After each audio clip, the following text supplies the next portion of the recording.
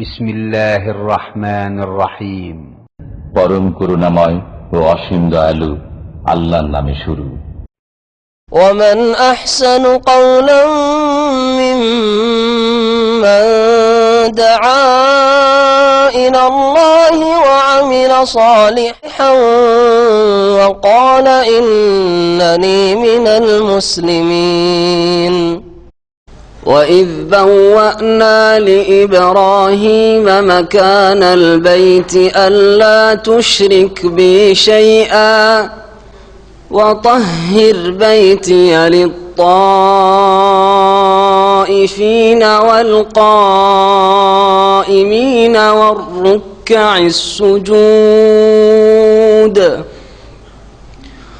وأذن في الناس بالحج يأتوك رجالا وعلى كل ضامر يأتين من كل فج عميق ليشهدوا منافع لهم ويذكروا اسم الله في أيام معلومات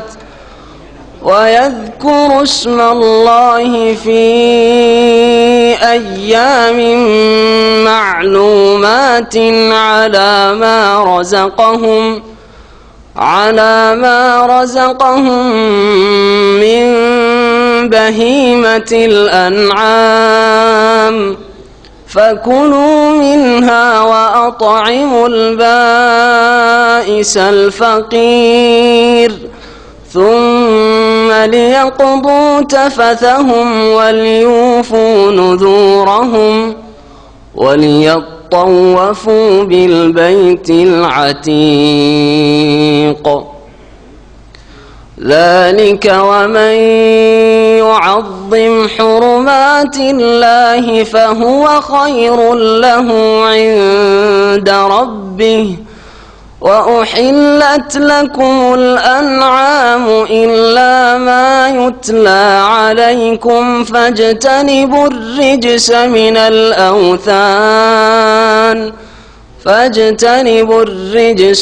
الأوثان واجتنبوا قول الزور حنفاء لله غير مشركين به ومن يشرك بالله فكأنما خر من السماء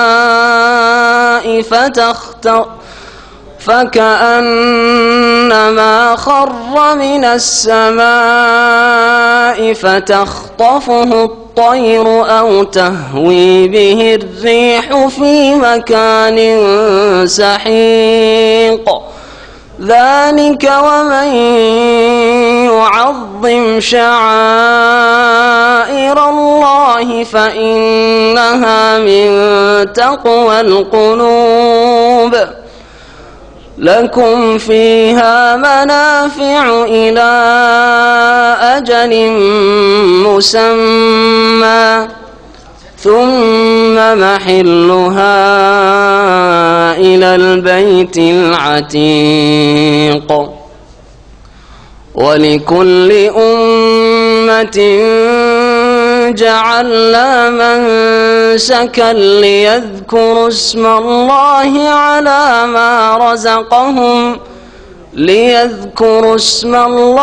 على ما رزقهم من بهيمة الأنعام فكلوا منها وأطعموا القانع والمعتر كذلك سخرها لكم لعلكم تشكرون لن ينال الله لحومها ولا دماؤها ولكن يناله التقوى منكم كذلك سخرها لكم لتكبروا الله على ما هداكم وبشر المحسنين إن الله يدافع عن الذين آمنوا إن الله لا يحب كل خوان كفور. السلام عليكم ورحمة الله وبركاته. بسم الله الرحمن الرحيم. الحمد لله رب العالمين والصلاة والسلام على سيد المرسلين نبينا محمد وعلى آله وصحبه أجمعين ومن تبعهم بإحسان إلى يوم الدين. أما بعد فأعوذ بالله من الشيطان الرجيم. ذلك ومن يعظم حرمات الله فهو خير له عند ربه وأحلت لكم الأنعام إلا ما يتلى عليكم فاجتنبوا الرجس من الأوثان واجتنبوا قول الزور. সম্মানিত ভাতৃমণ্ডলী, আল্লাহ পাক রব্বুল আলমিনের যাবতীয় প্রশংসা যে আল্লাহ পাক রব্বুল আলমিন কোরআনুল করিম নাজিল করেছেন, যা দিয়ে আল্লাহ পাক আমাদের দিন দুনিয়া ইহকাল পরকাল সব ক্ষেত্রে আমাদের সার্বিক কল্যাণের ব্যবস্থা করেছেন। বলেন আলহামদুলিল্লাহ।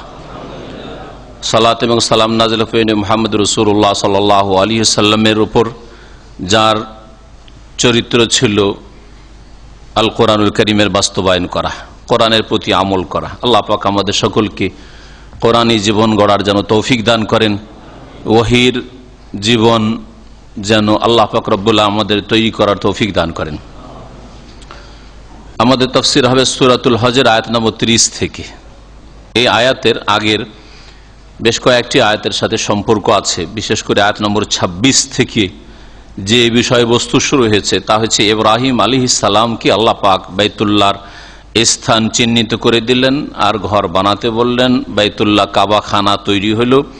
আর তারপর আল্লাহ পাক নির্দেশ দিলেন যে তুমি এখন ঘোষণা করো হজের ঘোষণা করলেন। যে যেইভাবে পারে আল্লাহ পাকের ঘর পর্যন্ত পৌঁছাতে যদি সামর্থ্য হয়, শক্তি থাকে, তাহলে বাইতুল্লাহর হজ জীবনে একবার ফরজ। এই ফরজকে আল্লাহ পাক উম্মতে মুসলিমাই শেষ নবী মুহাম্মদ সাল্লাল্লাহু আলাইহি ওয়াসাল্লামের উম্মতে ফরজ রেখেছেন। আল হজ্জু মাররা, জীবনে একবার হজ ফরজ। ফামা যাদা, এরপরে যত অতিরিক্ত হবে ফাহুয়া তাতাউ, সেটা হচ্ছে নফল। কিন্তু এই হজ ইসলামের অবস্থায়, শিরক কুফরি অবস্থায় নয়, কারণ শিরক কুফরি অবস্থায় আমল কবুল হয় না। এইরকমই সাবালক অবস্থায় যখন ইসলামের বিধিবিধান ফরজ হয়েছে, হজ আদায় করতে হবে। কোনো ছেলে যদি নাবালক অবস্থায় অথবা মেয়ে নাবালিকা অবস্থায় যদি হজ আদায় করে, সেটা হজের জীবনে যে ফরজিয়াত রয়েছে, ফরজ আদায় হবে না। সাবালক হলে আবার এই ফরজ আদায় করতে হবে। আল্লাহ পাক এই হজ বাইতুল্লাহর ফরজ করেছেন। আর এই হজে হাজির হইলে তাতে বহু উপকারিতা রয়েছে। আল্লাহ পাকের নাম স্মরণ করবে কুরবানির পশুগুলির ওপর, আর সেগুলি থেকে নিজেও খাবে, অন্যদেরকেও খাওয়াবে যারা অসহায় দুর্গত তাদেরকে। আর তারপরে আল্লাহ পাক বলেছেন যে নিজের শরীরে যে অপরিচ্ছন্নতা রয়েছে, ময়লা আবর্জনা রয়েছে, মানে কয়েকদিন ধরে ইহরামের অবস্থায় আছেন, আর তারপরে কোনো সুগন্ধি ব্যবহার করতে পারেননি, নখ বড় হয়ে গেছে, মোষ বড় হয়ে গেছে, তারপরে হজ থেকে হজের সমাপ্তির দিকে হজ শেষ করার একটি বিধান হচ্ছে যেটা ওয়াজিব, যে মাথা মুন্ডন করা। আর মাথা মুন্ডন না করলে কমপক্ষে পুরো মাথা থেকে চুল ছোট করা। এটা হচ্ছে এই আয়াতের অংশটুকুর তাফসীর। সুম্মা লিয়াকযু তাফাসাহুম, তারা যেন তাদের অপরিচ্ছন্নতা দূর করে। আর অপরিচ্ছন্নতা দূর করলেন মানে চুল কাটলেন, মাথা মুন্ডন করলেন, নখ কাটলেন, মোষ কাটলেন, যেগুলি কাটা জায়েজ। দাড়ি কাটা না, দাড়ি কাটা সবসময় হারাম। দাড়ি কাটা হজের পরেও হারাম, আর হজের অবস্থায় ইহরামের অবস্থায় হারাম। মুসলিম জীবনে যতক্ষণ মুসলিম আছে হারাম। তারপরে আল্লাহ পাক রব্বুল বলছেন যে তারা যেন তাদের মান্নত পুরা করে। মান্নত পুরা করার তাফসীর হচ্ছে যে কুরবানি যা নিয়ে এসছে, অথবা কুরবানি তার উপর ফরজ হয়েছে, হজে তামাত্তু বা কিরান করার কারণে ওয়াজিব হয়েছে, এই কুরবানি আদায় করবে, এটাকে নজর মান্নত বলা হয়েছে। আর কেউ কেউ তাফসীর করেছে যে অনেক হাজিরাই মান্নত করে আসে, আল্লাহ পাক যদি হজের তৌফিক দেয় তো আমি এই কাজটা করব। যে কোনো ভালো আমলের যদি নিয়ত করে থাকে যেটা করব সেটা নজর, তাহলে সেটাও যেন পুরা করে। ওয়ালিউফু নজরহম, সেটাও তার মধ্যে শামিল আয়াতের তাফসীরে। আর তারপরে হজের একটি রুকন হচ্ছে বাইতুল্লাহর তাওয়াফ করা। তাওয়াফে ইফাদা হাদিসের ভাষায় ফিকহের কিতাবাদি তওয়াফে জিয়ারা বলা হয়েছে, যেটাকে তওয়াফে রুকনও বলা হয়, কারণ এই তওয়াফ ছাড়া হজ হয় না, বা তওয়াফে ফরজ তওয়াফও বলা হয়। সেই তওয়াফ করবে। ওয়াল ইয়াতাওয়াফু, অবশ্যই যেন তারা তওয়াফ করে বিল বাইতিল আতিক, প্রাচীনতম ঘরের। আতিক মানে প্রাচীন, আর আতিকের আর একটি অর্থ হচ্ছে স্বাধীন। স্বাধীন, আল্লাহ পাক যেই ঘরকে স্বাধীন রেখেছেন, যে কোনো জালেমের কবল থেকে মুক্ত করেছেন। কোন জালেম যদি কাবা ঘরের ওপর আক্রমণ করতে চায়, হানা দিতে চায়, তাহলে কখনো সাকসেস হবে না, সফল হবে না। আতিক আল্লাহ পাক মুক্ত করেছেন। আর এর বাস্তব প্রমাণ আবরাহার হস্তি বাহিনীকে ধ্বংস করা, আল্লাহ পাক ধ্বংস করেছেন, এই জন্য আতিক বলা হয়েছে। আর আতিক মানে যদি প্রাচীন বলেন, তো এই ঘর প্রাচীন। আল্লাহ পাক রব্বুল আলামিন এই ঘর মানব জাতির ইতিহাসে খুব প্রাচীন যুগে নির্মাণ করিয়েছেন। সে মালাইকা ফেরেশতা দিয়ে হোক, আর কোন নবী দিয়ে হোক, তারপরে অথবা প্রথম ইব্রাহিম আলাইহিস সালাম দিয়েই হোক, তারপরেও সেটা প্রাচীন ঘর। মহান আল্লাহ তাহলে হজের বেশ কিছু বিধিবিধান এই আয়াতগুলিতে বর্ণনা করে দিয়েছেন। এই জন্য এই কথাগুলি আবার গত সপ্তাহে তাফসীর হয়ে গেল, ফিরিয়ে দিলাম। আর তারপর আল্লাহ বলছেন জালেকা, এই কাজগুলি করতে হবে হজে। জালেকা, এই হচ্ছে আল্লাহ পাকের বিধান। ওয়ামান ইউআযযিম হুরুমাতিল্লাহ, আর শুনে রাখো যে কেউ আল্লাহ পাকের বিধান সমূহের, হুরমাত মানে যেগুলি সম্মান রয়েছে, আর আল্লাহ পাকের যে দিনের বিধিবিধান রয়েছে সবগুলির সম্মান রয়েছে, সবগুলি মর্যাদাপূর্ণ। তো আল্লাহ পাকের হরমাত অর্থাৎ আল্লাহ পাক রব্বুল আলামিনের যে দিন ইসলামের বিধিবিধান, সে হজ সংক্রান্ত হোক, আর উমরার সাথে সম্পর্কিত হোক, আর নামাজের সাথে সম্পর্কিত হোক, আর তৌহিদ সুন্নতের সাথে সম্পর্কিত হোক, আল্লাহ পাকের যে কোনো বিধিবিধানের যে তাজিম করবে, দাঁড়িয়ে সাথে হোক, এটা আল্লাহ পাকের বিধানের আপনি তাজিম করলেন। আর আপনি আপনার মসজিদেও ফেলছেন নাপাক জায়গায়, আর আপনি ডাস্টবিনে, সেখানে দাঁড়িয়ে ফেলছেন, আপনি আল্লাহ পাকের তাজিম করলেন, হরমাতের তাজিম করলেন না। আল্লাহ পাক রব্বুল আলামিনের যেগুলি হারামকৃত বস্তু, সেগুলি থেকে বেঁচে থাকা হচ্ছে আল্লাহ পাকের বিধানের তাজিম করা, শ্রদ্ধা করা। আর আল্লাহ পাকের ফরজ ওয়াজিব এগুলো নির্দেশ, সেগুলি পালন করা হচ্ছে আল্লাহ পাকের বিধানাবলীর তাজিম, শ্রদ্ধা, সম্মান করা। মহান আল্লাহ বলছেন একটি সাধারণ কথা দিনের প্রত্যেকটি বিধিবিধানের ক্ষেত্রে, আর তার মধ্যে একটি হচ্ছে হজ, যেটা হচ্ছে প্রসঙ্গ। আল্লাহ বলছেন ওয়ামান ইউআযযিম হুরুমাতিল্লাহ, আর আল্লাহ পাক রব্বুল আলামিনের বিধান সমূহের তাজিম, শ্রদ্ধা, সম্মান করবে, ফাহুয়া খায়রুল্লাহ, তা তাদের জন্য মঙ্গলজনক হবে, কল্যাণকর হবে, মঙ্গলজনক হবে তার জন্য। অর্থাৎ আল্লাহ পাক রব্বুল আলামিন যে ইতিবাচক বলেছেন যে এই কাজগুলি করো, এগুলি করলে তাদের জন্য অশেষ নেকি রয়েছে, তার জন্য কল্যাণকর হবে। এইরকমই আল্লাহ পাক যেগুলিকে হারাম করেছেন, হারাম কথা কাজ থেকে যদি বেঁচে থাকে, সেটাও মানুষের জন্য কল্যাণকর, সেটাও ইবাদত। আর তার উপরে আল্লাহ পাকের পারিতোষিক রয়েছে, জাযা রয়েছে, প্রতিদান রয়েছে। এখান থেকে আরেকটি জিনিস জানলাম, যেমন আমরা ফরজ ওয়াজিব ভালো কাজ করলে, ইতিবাচক কাজ করলে, নামাজ পড়লে নেকি পাবেন, ফরজ পড়ে না, সুন্নত পড়ে না পড়লে নেকি পাবেন না? পাবেন না? পাবেন না? হজ করলে নেকি পাবেন, উমরা করলে নেকি পাবেন, পর্দা করলে নেকি পাবেন। ইতিবাচক যতগুলি ইসলামের বিধিবিধান আছে, এর উপরে নেকি সওয়াব রয়েছে, আল্লাহ পাকের পুরস্কার রয়েছে। সেই রকমই পাপ ছেড়ে দিলেও নেকি পাওয়া যায়। শিরিক করেন না, নেকি পাবেন। বিদআত করেন না, নেকি পাবেন। খুন করেন না, নেকি পাবেন। ব্যভিচারের কাছে যান না, নেকি পাবেন। হারাম খাওয়া থেকে বেঁচে থাকেন, নেকি পাবেন। হরমাত থেকে, হারাম কথা কাজ থেকে বেঁচে থাকলে, এগুলির তাজিম করলেন, সুতরাং হারাম থেকে বেঁচে থাকলেন, ফাহুয়া খায়রুল্লাহ, এটা তার জন্য যে বেঁচে থাকবে তার জন্য কল্যাণকর হবে। তাহলে এই আয়াত প্রমাণ করে যে যেমন আল্লাহ পাকের আদেশ পালন করলে নেকি সওয়াব পাওয়া যায়, তেমনি নিষেধাজ্ঞা থেকে, নিষিদ্ধ কথা কাজ থেকে বেঁচে থাকলে, হারাম কথা কাজ, নাজায়েজ কথা কাজ থেকে বেঁচে থাকলেও কি পাওয়া যায়? নেকি পাওয়া যায়। যেমন ভালো চরিত্র মানুষের কাছে দেখালে, ভালো চরিত্র গঠন করলে নেকি পাওয়া যায়, তেমন খারাপ চরিত্র থেকে বেঁচে থাকলেও নেকি সওয়াব পাওয়া যায় ইনদা রাব্বিহি, রবের নিকট। ওয়া উহিল্লাত লাকুমুল আনআম ইল্লা মা ইউতলা আলাইকুম, আর তোমাদের জন্য চতুষ্পদ জন্তুগুলিকে, বিশেষ করে গৃহপালিত পশু, এখানে আনআম মানে বাহিমাতুল আনআম বোঝানো হয়েছে, যেগুলি গৃহপালিত, ঘরে মানুষ পোষে, এই ধরনের পশু, এগুলিকে তোমাদের জন্য হালাল করা হয়েছে। আনআম তাহলে ছাগল, ভেড়া, ভেড়ি, দুম্বা হালাল করা হয়েছে। তারপরে গরু মহিষ হালাল করা হয়েছে, এগুলি গৃহপালিত পশু। উট হালাল করা হয়েছে, এগুলি হালাল করা হয়েছে। ইল্লা মা ইউতলা আলাইকুম, তবে যেগুলি তোমাদেরকে পাঠ করে শুনিয়ে দেওয়া হয়েছে, তোমাদের উপর তেলাওয়াত করে দেওয়া হয়েছে, অর্থাৎ এর পূর্বে নাজিল করা হয়েছে যে এই জিনিসগুলি হারাম। কোন দিকে ইঙ্গিত করা হয়েছে? ওই আয়াতটির দিকে ইঙ্গিত করা হয়েছে যে আয়াতে বলা আছে হুররিমাত আলাইকুম মাইতাতু, মৃত জীবজন্তু তোমার জন্য, গরু বাড়ির মারা গেছে গৃহপালিত পশু হালাল না হারাম? ইল্লা মা ইউতলা, যা পড়ে শুনিয়ে দেওয়া হয়েছে যে মুর্দার তোমাদের জন্য মৃত পশু, মৃত উট, মৃত গরু, মৃত ছাগল, মৃত মুরগি জবাই করার আগে মারা গেছে, তাহলে এগুলি কি হারাম। অদ্দামু, ঠিক আছে গরু তোমার জন্য হালাল, উট হালাল, কিন্তু রক্ত হারাম। অদ্দাম ওয়ালাহমুল খিনজির, শুকরের গোশত, ওমা ওহিল্লা লিগাইরিল্লাহ, গরু, ঠিক আছে গরু, ষাঁড়, গাভী হালাল ছিল, খাসি মোরগ হালাল ছিল, কিন্তু মাজারে গিয়ে আস্তানায় পেশ করলে, মন্দিরে গিয়ে পেশ করলে, দেবদেবীর সামনে পেশ করলে, বাবার জন্য 8 রশিতে আর মাইজবান্ডারিতে গিয়ে আর আজমেরে গিয়ে পেশ করলে যে এই খাসিটা আমি বাবার দরবারে পেশ করলাম, জবাই করলাম, ওমা ওহিল্লা লিগাইরিল্লাহ বিহি, অথবা আল্লাহ ছাড়া অন্যের নাম উচ্চারণ করা হইলো জবাইয়ের সময়, হয় আল্লাহ ছাড়া অন্যের জন্য উৎসর্গ করা হইলো যে অন্যের নৈকট্য লাভের জন্য, সান্নিধ্যের জন্য জবাই করলাম, যেমন মাজার গুলিতে খাসি মোরগ জবাই হচ্ছে, হারাম। যদি ওই পশুটা আপনার বাড়িতে যদি আপনি আল্লাহর সন্তুষ্টির জন্য জবাই করতেন, গোশত খাবো আর আল্লাহর নামে জবাই করব, সেটা কোনো দেবদেবীর নামও ছাড়িনি, আর কোনো পীর ওলি মুর্শিদ আর মাজারওয়ালার নামেও ছাড়িনি, ফকির দরবেশের নামে ছাড়ি, তাহলে হালাল ছিল। ইল্লা মা ইউতলা আলাইকুম, তোমাদের পড়ে শুনিয়ে দেওয়া হয়েছে।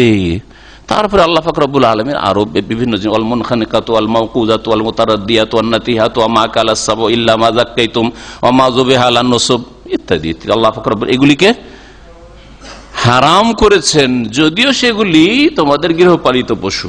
ওই দিকে ইঙ্গিত করা হয়েছে ইল্লা মা ইউতলা আলাইকুম দিয়ে।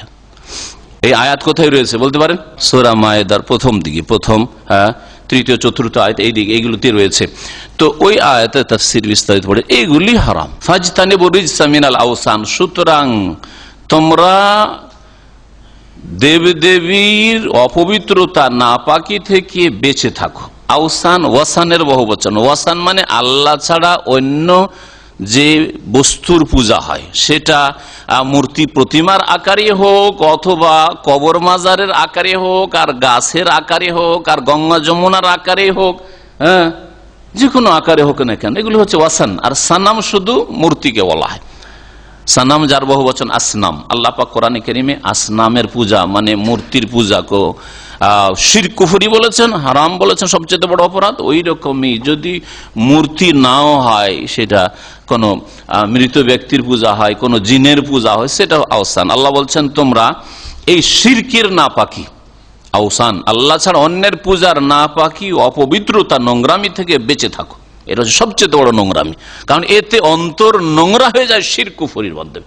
আর অন্তরের নোংরামি সবচেয়ে বড় নোংরামি। এই জন্য আল্লাহ বলছে ইন্নামাল মুশরিকুনা নাজাস, নিঃসন্দেহে মুশরিক, বহুত্ববাদী, যারা আল্লাহ ছাড়া অন্যেরও পূজা করে, অন্যেরও সেজদা করে, অন্যের কাছেও চাই যে রোগ ভালো করতে পারে আর দিতে পারে, উদ্ধার করতে পারে, মালা মুসিবত দূর করতে পারে, এইসব যে ধারণা রাখে, এটা হচ্ছে কি, এরা হচ্ছে কি নাপাক। মুশরিকরা হচ্ছে কি নাজাস, নাপাক। ফালা ইয়াকরাবুল মসজিদাল হারাম, সুতরাং মসজিদে হারামের কাছেও না আসে। আর মসজিদে হারামের কাছে বিনা উযুতে যাওয়া যাবে। গোসল ফরজ হওয়া থাকলেও মসজিদ হারামের কাছাকাছি যাওয়া যায়, মসজিদের ভিতরে যাওয়া যাবে না।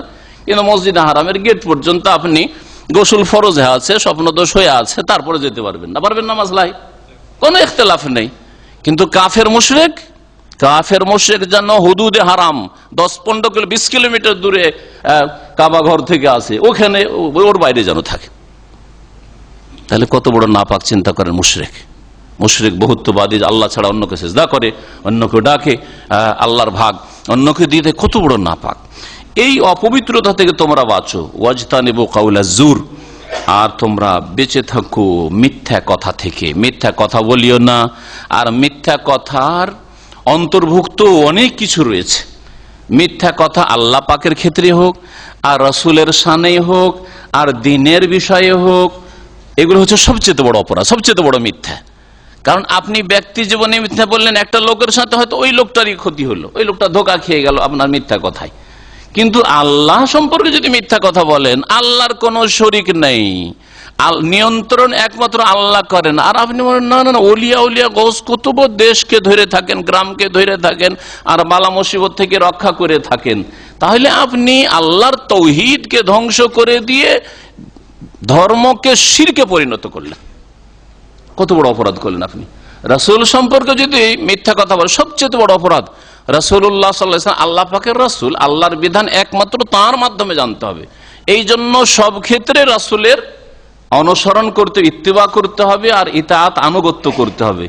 কিন্তু আর রাসূলুল্লাহ সাল্লাল্লাহু আলাইহি ওয়াসাল্লাম একদিন এসেছিলেন, তার আগে তিনি দুনিয়ায় ছিলেন না, জন্ম হয়েছে কোন একদিনে, আর তারপরে 63 বছর বয়সে তার ইন্তেকাল হয়েছে। আপনি বলেন না নবী জীবিত। রাসূলুল্লাহ সাল্লাল্লাহু আলাইহি ওয়াসাল্লামের বাপ আব্দুল্লাহ, মা আমেনা, তার মানে আদম সন্তান, না নূরের তৈরি। এগুলি হচ্ছে সবচেয়ে বড় মিথ্যা। এইরকমই বড় মিথ্যা ধর্মের ক্ষেত্রে। হালালকে হারাম করে দিলেন, হারামকে হালাল করে দিলেন, বিদাতকে সুন্নত করে দিলেন, মুস্তাহাব করে দিলেন, বিদাতকে দুই ভাগে ভাগ করে বিদাতে হাসানা সাইয়া। আরে ভাই, আমরা যেগুলো করি, কবর মাজারে ফুল চড়াই, চাদর চড়াই, অথবা আমরা মিলাদ করি, শবে বরাত করি, এগুলি যদিও নবী করেননি, তারপরে এগুলো কি শবে মেরাজ, বিদাতে হাসানা। আল্লাহর দিন সম্পর্কে মিথ্যা কথা বলা সবচেয়ে বড় অপরাধ। এগুলি সবচেয়ে বড় অপরাধ, কারণ এগুলি দিয়ে লক্ষ লক্ষ মানুষ জাহান্নামের পথে চলে যাচ্ছে। আপনার এই মিথ্যা ধর্মের নামে মিথ্যা কথা বলার কারণে, রাসূলের নামে মিথ্যা কথা বলার কারণে, আল্লাহর নামে মিথ্যা কথা বলার কারণে কি হয়ে গেল? লক্ষ লক্ষ মানুষ বিভ্রান্তির শিকার হলো, জাহান্নামের রাস্তা ধরল, জান্নাতের রাস্তা থেকে সরে গেল। আর দুনিয়ার ক্ষেত্রে মিথ্যা কথা বলার মধ্যে আবার ওর মধ্যে বিভিন্ন স্তর রয়েছে। সবচেয়ে বড় অপরাধ মানুষের সাথে মিথ্যা কথা বলার ব্যাপারে সাক্ষীর ক্ষেত্রে শাহাদাতুজ জুর। ওই নবী সাল্লাল্লাহু আলাইহি ওয়াসাল্লাম শাহাদাতুজ জুর বিশেষ করে মিথ্যা সাক্ষী দাও, কারণ মিথ্যা সাক্ষীর মাধ্যমে কি করলেন? এটা দোষীকে নির্দোষী বানিয়ে দিলেন, আর নির্দোষীকে দোষী বানিয়ে দিলেন। খুনের আসামি বানিয়ে, আসলে খুনের আসামি কিছুই জানে না সে, নির্দোষীকে দোষী বানিয়ে জমি হচ্ছে অমুক লোকের, আর একজনকে দাঁড়িয়ে দিলেন সাক্ষী, মিথ্যা সাক্ষী দিয়ে। তাহলে হক নষ্ট করলেন। এই মিথ্যা হচ্ছে মানুষের হকের ক্ষেত্রে বড় মিথ্যা, শাহাদাতুজ জুর। এই জন্য নবী করিম সাল্লাল্লাহু আলাইহি ওয়াসাল্লাম যখন দেখো শাহাদাতুজ জুর এই কবিরা গুনাহ, আকবরুল কাবায়ের, আকবরুল কাবায়ের গুনাহ থেকে বসে গেলেন একবারে, মানুষকে সতর্ক করার জন্য যে কখনো মিথ্যা সাক্ষী দেবে না। মিথ্যা সাক্ষী দিয়ে আপনি নয়কে ছয় করে দিলেন, আপনি যার হক নয় তাকে দিয়ে দিলেন, হক প্রাপ্য নয় প্রাপ্য তাকে দিয়ে দিলেন, হ্যাঁ, বেঈমানি করার সুযোগ করে দিলেন আপনি, চরম অপরাধ। আর তারপরে তখন অন্য মিথ্যা কথা, দৈনন্দিন জীবনে বিভিন্ন মিথ্যা কথা বলা, এগুলি সব হচ্ছে কবিরা গুনাহ। মিথ্যা কথা বলা হচ্ছে হারাম। আল্লাহ বলছেন ওয়াজতানিবু কাউলাজ জুর, তোমরা মিথ্যা কথা থেকে বেঁচে থাকো। তারপরে মহান আল্লাহ ইরশাদ করেছেন হুনাফা লিল্লাহ, আল্লাহ পাকের জন্য একনিষ্ঠ হয়ে, মানে তার আগে আল্লাহ পাক বলেছেন যে শিরক থেকে বাঁচো, হ্যাঁ, ফাজতানিবু রিজসা মিনাল আওসান, তোমরা আল্লাহ ছাড়া অন্যের পূজা থেকে বাঁচো, দুর্গা পূজা থেকে বাঁচো, দরগা পূজা থেকে বাঁচো, হ্যাঁ, সব রকমের পূজা থেকে বাঁচো, আল্লাহ ছাড়া অন্যকে সিজদা করিও না। কেমন হয়ে? হুনাফা লিল্লাহ, আল্লাহর জন্য একনিষ্ঠ হয়ে, ইখলাসের সাথে, ইখলাসের সাথে একেবারে আপনার তৌহিদ, আল্লাহর একত্বকে নিখুঁত নির্ভেজাল করে, সামান্যতম যেন শিরক না থাকে, আপনার তাবিজ তোমার উপর আস্থা না থাকে, বালার ওপর আস্থা ভরসা না থাকে, যে দোয়া তাবিজ করা আছে আমার কোনো অসুবিধা হবে না, বাড়িতে আমার তাবিজ আছে কোনো অসুবিধা হবে না, হ্যাঁ, এইরকম যেন না থাকে। এইরকমই যতগুলি শিরক রয়েছে, বড় শিরক হোক অথবা ছোট শিরক হোক, সবগুলি থেকে মুক্ত হয়ে আল্লাহ পাকের ইবাদত করাই হচ্ছে হুনাফা লিল্লাহ, হানিফ মানে একনিষ্ঠ, এক বচন, আর বহু বচন হচ্ছে হুনাফা, হুনাফা লিল্লাহ, আল্লাহ পাকের জন্য একনিষ্ঠ হয়ে তোমরা আল্লাহ পাকের ইবাদত বন্দি করো, শিরক করিও না। গায়রা মুশরিকিনা বিহি, তার সাথে কোনো কিছুকে শরীক করিও না। শুনে রাখো, শিরক করলে মানুষের, একজন মুমিনের মূল্য কিছুই থাকে না, অথচ একজন মুমিনের রক্তের, জান আর মালের, ইজ্জত আবরুর কত তার মূল্য ছিল। কাবা ঘরের সাথে তুলনা করা হয়েছে একজন মুমিনের জান, মাল, ইজ্জত আবরুকে, কিন্তু যখন শিরক করে দেয় তখন কিছুই মূল্য থাকে না, একেবারে মূল্যহীন। তাই আল্লাহ পাক বলছেন ওয়া মান ইউশরিক বিল্লাহ, আর যারাই আল্লাহর সাথে শিরক করে তাদের দৃষ্টান্ত হচ্ছে, উপমা হচ্ছে ফাকান্নামা খাররা মিনাস সামা, যখন আল্লাহর সাথে শিরক করলো তখন যেন সে আকাশ থেকে আছাড় খেয়ে পড়লো। সুবহানাল্লাহ, আকাশ থেকে ছড়কিয়ে পড়লো। মাত্র 8 থেকে 10 কিলোমিটার দূরে যদি উড়োজাহাজ থাকে আর যদি আছাড় খেয়ে পড়ে, বিমান বিধ্বস্ত হয়, তো এমন ছিন্ন ভিন্ন হয় যে কোনো কাউকে চেনাই জানে যে কে কোনটা আমার কোনটা আপনার, কে কার আত্মীয়, কিছুই চেনা যায় না। তাহলে যে শিরক করে সে কোথা থেকে আছাড় খেয়ে পড়ে? মিনাস সামা, খাররা মিনাস সামা, আকাশ থেকে আছাড় খেয়ে পড়লো। আকাশ থেকে আছাড় খেয়ে পড়লে যেমন ছিন্ন ভিন্ন হয়ে যায়, অস্তিত্বহীন হয়ে যায়, কোনো ওর মর্যাদা থাকে না। ওকে ভালো করে নিয়ে গিয়ে দাফন করবেন তাও খুঁজে পাচ্ছেন না যে কোনটা আমাদের লাশ যে আমরা নিয়ে যাই, হ্যাঁ, কোনটা মুসলিম কোনটা কাফির, কিছুই খুঁজে পাচ্ছেন না, তাই না? এইরকমই যেন সে যখন ইমানে ছিল, মুমিন মুসলিম ছিল, তখন আকাশে তার মর্যাদা ছিল, আকাশে তার মর্যাদা ছিল। আল্লাহ পাকের কাছে এত মর্যাদা, মুমিন ভাই বোনদের কাছে তার এত মর্যাদা তার ইমানের, তার ইসলামের, তার ইসলামী জীবনের। কিন্তু যেমনই শিরক করলো, আছাড় খেয়ে পাতালে পড়লো, তার কোনো মূল্য নেই, কোনো মূল্য নেই তার। ফাকান্নামা খাররা মিনাস সামা, এই জন্য আল্লাহ পাক তুলনা করেছেন, এই দৃষ্টান্ত এই জন্য পেশ করা হয়েছে। যখন আকাশ থেকে মানুষ আছাড় খেয়ে পড়ে, ফাতাখতাফু তায়র, তখন পাখির সুবিধা হয়, পাখির রুজির ব্যবস্থা হয়। নিচে নিচে খাবে, পড়ে আছে, একটু গোস্ত পড়ে আছে, টুকরো ছিন্ন ভিন্ন, কোথায় হাত, কোথায় পা, কোথায় কি পড়ে আছে। ফাতাখতাফু তায়র, তখন পাখিকুল ছোঁ মেরে নিয়ে যায়, ছোঁ মেরে নিয়ে যায়। আও তাহওয়ি বিহি রিহ, অথবা পাখিতে যদি না নিয়ে যায়, বাকি কিছু অংশ থাকলো, যদি জোরে বাতাস প্রবাহিত হয় তো বাতাসে তা উড়িয়ে নিয়ে যায়। আও তাহওয়ি বিহি রিহ, বাতাসে উড়িয়ে নিয়ে যায় ফি মাকানিন সাহিক, দূরবর্তী স্থানে। ফি মাকানিন সাহিক, সাহিক মানে বাঈদ, দূরবর্তী স্থানে উড়িয়ে নিয়ে যায়। কোথা থেকে কোথায় যে উড়িয়ে নিয়ে চলে গেল, কোনো কিছুই পাওয়া গেল। এইরকম হয়ে যায় কার অবস্থা, কার দশা? মুশরিকের, যে শিরক করে। কত বড় শিরক অপরাধ, আর শিরক করাই কত ক্ষতি, ইহকালের ক্ষতি, পরকালের ক্ষতি। আল্লাহ পাকের কাছে ওর জান, মাল, ইজ্জত, আবরুর কোনো মূল্য থাকে না। যালিকা, এই হচ্ছে আল্লাহ পাকের নীতিমালা, যে তৌহিদ প্রতিষ্ঠা করো, তোমার মর্যাদা আকাশে রয়েছে। আর তৌহিদ নষ্ট করে শিরকে লিপ্ত হও, তাহলে আকাশ থেকে আছাড় খেয়ে পড়লে, আর পাখির খাদ্যের ব্যবস্থা হলো, আর না হলে বাতাসে ঝড়ে তোমাকে কোথায় যে উড়িয়ে নিয়ে গেল, যে কোনো কিছুই তোমার পাওয়া গেল। এই হচ্ছে আল্লাহ পাকের নীতিমালা। ওয়ামান ইউআযযিম শাআইর আল্লাহ, আর শুনে রাখো, আল্লাহ পাকের নিদর্শনাবলীর যেই ব্যক্তি শ্রদ্ধা সম্মান করে, আল্লাহ পাকের শাআইর, যেসব বিষয়গুলি দ্বীন ইসলামের বিধিবিধান, আর সেই বিষয়গুলি আল্লাহ পাক রব্বুল আলামিন তার শরীয়তে রেখেছেন, এগুলি হচ্ছে শাআইর। স্থানের ক্ষেত্রে হোক, অথবা সময়কালের ক্ষেত্রে হোক, অথবা সেই আমলগুলি কর্মের ক্ষেত্রে হোক, সবগুলি হচ্ছে শাআইর। এই আমার ব্যাখ্যার মাধ্যমে ওই আয়াত হাদিসগুলি সবগুলির ব্যাখ্যা বুঝতে পারবে। আল্লাহ পাক রব্বুল আলামিন সূরা বাকারায় বলছেন, ইন্নাস সাফা ওয়াল মারওয়াতা মিন শাআইরিল্লাহ, নিশ্চয়ই সাফা মারওয়া হচ্ছে আল্লাহ পাকের শাআইরের অন্তর্ভুক্ত, নিদর্শন সমূহের অন্তর্ভুক্ত। তো সাফা মারওয়া তো স্থান, কারণ এই স্থানগুলিতেই শুধু সাফা মারওয়ার সাই হবে, অন্য জায়গায় যতই দৌড় দেন হবে না।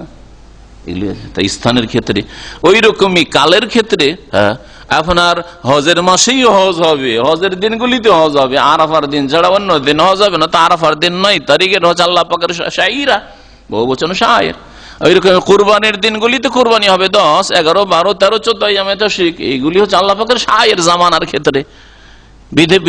বিধানাবলীর ক্ষেত্রে নবী করিম সাল্লাল্লাহু আলাইহি ওয়াসাল্লাম বলেছেন, ইন্নামা জুইলাত তাওয়াফু বিল বাইতি, হ্যাঁ, তাওয়াফ বিল বাইত ওয়াস সাই বাইনাস সাফা ওয়াল মারওয়া ওয়া রামিউল জামার, হ্যাঁ, লিইকামাতি যিকরিল্লাহ, এতে রয়েছে এগুলি শাইর, আল্লাহ পাকের শাইর নিদর্শন সহ, এগুলি আল্লাহ পাকের নিদর্শন। তাহলে তাওয়াফের কাজ, সাফা মারওয়া সাইর কাজ, আপনি কঙ্কর মারলেন জামারাত কি, এগুলি আল্লাহ পাকের শাইর। ওমান ইউআযযিম শাআইর আল্লাহ সামনে আসছে, এগুলি হচ্ছে আল্লাহ পাকের শাইর, এগুলির তাজিম, শ্রদ্ধা সম্মান হইতে হবে। স্থানের যেমন শ্রদ্ধা সম্মান করবেন, আর কাবা ঘরের কাছে গিয়ে বিড়ি সিগারেট ধরিয়ে দিচ্ছেন মুসলমান, কোন হিন্দু ধরেই তা আসে? আর হিন্দু কাফির ইহুদি আসা তো ঢুকেই না, তো কে বিড়ি সিগারেট খায় মক্কায়? হ্যাঁ, চিন্তা করুন তো, কত বেয়াদবি সব মুসলিম। আল্লাহ পাক হিদায়াত দান করেন এদেরকে। কোথায় তাজিম তাহলে? আল্লাহ পাকের শায়ের, কত বড় শায়ের আল্লাহ পাকের ঘর, এই কাবা খানা, যেই ঘর, পবিত্র ঘরকে আল্লাহ পাক আতিক বলেছেন, স্বাধীন, মুক্ত, কেউ আক্রমণ করে এখানে কামিয়াব হইতে পারবে না। এটা হচ্ছে প্রাচীন ঘর, আউয়াল বাইত, ইন্না আউয়াল বাইত ওযিআ লিন-নাস আল্লাযী বিবাক্কা, সর্বপ্রথম যে ঘর আল্লাহ পাক নির্মাণ করেছেন, যেটা মক্কায় অবস্থিত। আর সেই ঘরের পাশেই এই এক শ্রেণীর মুসলিমদেরকে লজ্জা লাগে না পাপ করতে, লজ্জা লাগে না নামাজ ছাড়তে, লজ্জা লাগে না সেখানে হারাম কথা কাজ করতে, আর হারাম খেতে, আর সিগারেট মুখে নিয়ে ঘুরতে হারামের চারিপাশে, আর মক্কাতুল মুকাররমায় হারামের এলাকায়। আল্লাহ পাক আমাদের যেন বুঝার তৌফিক দান করেন। আল্লাহ পাক বলছেন, ওমাইয়াযিম শাআইর আল্লাহ, যেই ব্যক্তি বা যারাই আল্লাহ পাকের শাআইর নিদর্শন সমূহের তাজিম শ্রদ্ধা সম্মান করবে। আল্লাহ পাকের দিনের সমস্ত বিধি বিধান হচ্ছে শাআইর। আযান হচ্ছে আল্লাহ পাকের শাআইর। আল্লাহ পাক আযানের তাজিম, যে আযান হইতে আপনি মসজিদে ছুটেন, মসজিদ হচ্ছে আল্লাহ পাকের শাআইর। সুতরাং মসজিদের মধ্যে আপনার মোবাইল বাজবে, আর আপনার মসজিদের মধ্যে আপনার আবার মিউজিকের রিংটোন থাকবে, বেয়াদবি আপনার আল্লাহ পাকের শায়ের সাথে। মসজিদ আল্লাহ পাকের শায়ের নিদর্শন সমূহের অন্তর্ভুক্ত। ফাইন্নাহা মিন তাকওয়াল কুলুব, কোরআনে কারীম, কোরআনে কারীমের তাফসীর, কোরআনে কারীমের তেলাওয়াত, এগুলি আল্লাহ পাকের শায়ের। সুতরাং সেখানে আপনি এদিকে মোবাইল রিসিভ করছেন, এদিকে ওইদিকেও তাল দিচ্ছেন, এদিকেও তাল দিচ্ছেন, এগুলি আল্লাহ পাকের শায়ের তাজিম নয়। ওমাইয়াযিম শাআইর আল্লাহ, এইরকমই রোজা রমজানের দিন, রোজা রমজানের দিন আর মুসলিম দিনে পানাহার করছেন, আল্লাহ পাকের শায়ের তাজিম করছেন না বেয়াদব। যারা আল্লাহ পাকের শায়ের নিদর্শন সমূহের তাজিম করে, শ্রদ্ধা সম্মান করে, জেনে রাখুক তারা, ফাইন্নাহা, আর অন্যরাও জেনে রাখুক, ফাইন্নাহা মিন তাকওয়াল কুলুব, এটা অন্তরের আল্লাহ ভীতিরই বাস্তব প্রমাণ। অন্তরের আল্লাহ ভীতির, তাকওয়ার বাস্তব প্রমাণ। অন্তরে যে আল্লাহর ভয় আছে এর বাস্তব প্রমাণ। রোজার দিনে পানাহার করব না, আজান হয়েছে রাস্তায় দাঁড়িয়ে থাকবো না, বসে থাকবো না, বা নামাজের সময় হচ্ছে, এইরকমই আল্লাহ পাকের বিধিবিধান নষ্ট করব না, ফরজ ওয়াজিবে ঘাটতি করব না, হ্যাঁ, জামাত ছেড়ে বসে থাকবো না, নামাজ চলছে ঘুমিয়ে থাকবো না ইচ্ছা করে। ফাইন্নাহা মিন তাকওয়াল কুলুব, অন্তরে যত যার বেশি তাকওয়া থাকবে তার বাস্তব প্রমাণ হচ্ছে আল্লাহ পাকের দিনের বিধান সমূহের, নিদর্শন সমূহের শ্রদ্ধা সম্মানের সম্মান হচ্ছে মিন তাকওয়াল কুলুব, অন্তরের ভয়ভীতির বাস্তব প্রমাণ বা পরিচয়। লাকুম ফিহা মানাফি, আল্লাহ পাক বলছেন তোমাদের জন্য এতে, অর্থাৎ এই কুরবানির পশুগুলিতে, আর কুরবানির পশুর কথা আল্লাহ পাক এর আগে আলোচনা করেছেন। আর কুরবানি পশু, এটা মানে কুরবানির পশু শায়ের, কুরবানির পশু আল্লাহ পাক রব্বুল আলামিনের শায়ের, মানে নিদর্শন সমূহ, আল্লাহ পাকের বিধান যে কুরবানি করতে হবে। কিন্তু কুরবানির ক্ষেত্রে আমাদের দেশে কিছু বাড়াবাড়ি আছে, যেমন কুরবানির খাসিকে, গরুকে গোসল দেওয়ানো, তেল মাখানো, সিংহে তেল দেওয়া, হ্যাঁ, আরো কি আছে বলেন, মালা পরানো, মালা পরিয়ে নিয়ে আসে, আর তারপরে দিল জবাই করে, আর গোস্ত খাওয়ার সময় আর বেয়াদবি, মানে যে গোস্ত কেন খাচ্ছেন তাহলে, মালা পরিয়ে রাখেন। এগুলি বাড়াবাড়ি আমাদের দেশে। কোরবানি জবাই করা, ছোটকালেই দেখতাম কোরবানি জবাই করা, গোসল করে সুন্দর করে, তার আগে তেল মাখিয়ে রেখেছে শিং, এই যে সরিষার তেল দিয়ে মালিশ করছে শিং আর খুর, এইসব বিদআত, এগুলি বিদআত। কারণ এগুলি জানতে হবে আপনাকে, এগুলি তাজিম করা না, এগুলি হচ্ছে অতিরঞ্জন, বাড়াবাড়ি করা। তাজিম মানে এই নয় যে যাকে সেজদা করেন না তাকে সেজদা করবেন, হুজুর কিবলাকে সেজদা করবেন, আলেম সাহেবকে সেজদা করবেন আপনি, তাই না? ওই রকমই রাসূলুল্লাহ সাল্লাল্লাহু আলাইহি ওয়াসাল্লাম 100 উটের কুরবানি করেছেন, হ্যাঁ, তেল মাখিয়েছেন, গোসল করিয়েছেন। লাকুম ফিহা মানাফি, এই কুরবানির পশুগুলিতে তোমাদের জন্য বিভিন্ন উপকারিতা রয়েছে। এলা আজালি মুসাম্মা, এক নির্দিষ্ট সময় পর্যন্ত, মানে যতক্ষণ পর্যন্ত জবাই না হয়েছে ততক্ষণ পর্যন্ত তোমরা এগুলি থেকে উপকৃত হইতে পারো। যদি চাষাবাদের যোগ্য হয় চাষাবাদ করতে পারো, দুধ দিচ্ছে দুধ পান করতে পারো। তারপরে ধরেন আগের যুগে, প্রাচীন নবী সাল্লাল্লাহু আলাইহি ওয়াসাল্লামের যুগে অধিকাংশ সাহাবায়ে কেরামরা কুরবানির পশুকে হজে যাচ্ছেন, উমরায় যাচ্ছেন, কুরবানির পশু সাথে নিয়ে যেতেন। রাসূলুল্লাহ সাল্লাল্লাহু আলাইহি ওয়াসাল্লাম নিজেই নিয়ে গেছেন। তো এখন রাস্তায় আপনি এই কুরবানির পশুর পিঠে চাপবেন না, চাপবেন না, না বলবেন আরে এই কুরবানির জানোয়ার আর এর পিঠে চাপবো, না না বেয়াদবি হয়ে যাবে, কি করবেন? আল্লাহ বলছে মানাফে, তোমাদের ফায়দা আছে। নবী সাল্লাল্লাহু আলাইহি ওয়াসাল্লাম এক সাহাবী কথা বলেছে, ওই সাহাবী হাঁটছে, কুরবানি উট নিয়ে যাচ্ছে আর হেঁটে হেঁটে যাচ্ছে, বলছে ইরকাবহা, ইরকাবহা, বলছে ইয়া রাসূল ইন্নাহা বাদান, এটা কুরবানির পশু, আমি কুরবানি নিয়ত করেছি। বলছে ইরকাবহা ওয়াইলাক, তোমার দুর্ভোগ হোক, কি করো তুমি, কষ্ট দিচ্ছ জানকে, অন্য কোনো সওয়ারি না, আর কুরবানি পশুর উপর চাপবে না, এটা নিষিদ্ধ। আল্লাহ বলছেন নির্ধারিত সময় পর্যন্ত যেই বৈধ উপকারিতা রয়েছে সেগুলিতে তুমি লাগাতে পারো, সেগুলি লাগাতে পারো। যদি আপনার লাঙ্গলের অথবা গরুর গাড়ির বলদ হয়, আর সেটি কুরবানি দিবেন। তো যে কয়দিন আপনি কুরবানির সময় আসেন সেই কয়দিন তাতে উপকৃত হন, আর আপনি জমি চাষ করেন, কোনো অসুবিধা নেই। সুম্মা মাহিল্লুহা ইলাল বাইতিল আতিক, অতঃপর এগুলির হালাল হওয়ার স্থান মানে জবাই করার স্থান হচ্ছে প্রাচীনতম ঘর। প্রাচীন যারা বিশেষ করে হজে যাবেন আর হজে যাচ্ছেন, আর হজের কুরবানি হজের সাথে সম্পর্কিত অথবা উমরার সাথে সম্পর্কিত কুরবানি, এই কুরবানি যেখানে সেখানে চলবে না। এই কুরবানি বাইতুল্লাহর কাছাকাছি নিয়ে যেতে হবে। অর্থাৎ এই কুরবানি করি নবী করিম সাল্লাল্লাহু আলাইহি ওয়াসাল্লাম নিয়ে গেছেন, সাহাবায়ে নিয়ে গেছেন, আর মেনার মাঠ হচ্ছে কুরবানির জায়গা। মেনা কুল্লুহা মানহারুন, নবী সাল্লাল্লাহু আলাইহি ওয়াসাল্লাম মেনার পুরো মাঠটাই হচ্ছে, পুরো এলাকাটাই হচ্ছে কোরবানগাহ, কোরবানি করার স্থান। নাহার তো হা হো না, আমি এই জায়গায় নহর করলাম, জবাই করলাম, কিন্তু মেনা কুল্লুহা মানহার এটা মনে করিও না যে রসুল যেখানে জবাই করে সেখানে আমাকে করতে হবে, আর ওখানে হুড়াহুড়ি করতে হবে আর ভিড় করতে হবে না। পুরো মেনাই হচ্ছে সমানভাবে নহরের জায়গা। তাহলে সবচেয়ে উত্তম হচ্ছে মেনায় গিয়ে কোরবানি পশু জবাই করা। তবে কেউ যদি মেনায় জবাই না করে হুদুদে হারামের যে কোনো জায়গায় জবাই করে, এমন কথা এখানে যেটা হারামের ভিতরেই আছে, আর মেনাও হারামের ভিতরে, অথবা নিজের বাড়িতে, নিজের আত্মীয়র বাড়িতে মক্কায়, নিজের কোনো ব্যাচেলর রুম, আপনার আত্মীয় স্বজন আছে কেউ, এখানে আপনি কোরবানি পশু হজের হাদি, হজরত তামাত্তু বা কিরানের হাদি আপনি জবাই করলেন, তাহলে সেটাও জায়েজ। তবে উত্তম হচ্ছে মেনার যে কোনো জায়গায় জবাই করা। আজকাল বিশেষ স্থান তৈরি করে দেওয়া হয়েছে মানুষের সুবিধার জন্য, যাতে করে যেখানে সেখানে একবারে ময়লা আবর্জনায় ভর্তি না হয়ে যায়, এই জন্য খাস জায়গা তৈরি করে দেওয়া হয়েছে জবাইয়ের জায়গা। না হলে যে কোনো জায়গায় মেনায় জবাই করা যেতে পারে যদি তার অনুমতি থাকে। আল্লাহ পাক রব্বুল আলামিন বলছেন ওয়ালিকুল্লি উম্মাতিন জাআলনা মানসাকা, আর আমি প্রত্যেক জাতিকে কুরবানির বিধান দিয়েছি। এই আয়াত দ্বারা প্রমাণিত হয় যে যুগে যুগে যত আম্বিয়া রসুলগণ এসেছেন, প্রত্যেক নবী রসুলের উম্মতে আল্লাহ পাক পশু জবাইয়ের মাধ্যমে আল্লাহ পাকের সান্নিধ্য লাভ করা, নৈকট্য অর্জন করা এবং সেই পশুর গোশত নিজে খাওয়ার, অন্যদেরকে খাওয়ানো, এইরকম বিধান আল্লাহ পাক দিয়েছেন। অথবা সেই পশু আল্লাহ সন্তুষ্টির জন্য হলে আল্লাহ পাক কবুল করবেন, আর যদি আল্লাহ সন্তুষ্টির জন্য না হয় তো আল্লাহ পাক কবুল করবেন না, আর এর মাধ্যমে আল্লাহ পাক উত্তম পুরস্কার নেকি দেবেন। এই বিধান প্রত্যেক জাতির মধ্যে ছিল আল্লাহ বলছেন। তবে খুঁটিনাটি বিধিবিধানে পার্থক্য হইতে পারে, সময়, কাল, স্থান ইত্যাদি এতে পার্থক্য হইতে পারে, কিন্তু আল্লাহ পাক রব্বুল আলামিন আল্লাহর জন্য জবাই করার বিধান, আর আল্লাহ পাকে নৈকট্য লাভ করা যায় পশু জবাই করে, এই বিধান হচ্ছে কুরবানির মানসাক, নসক।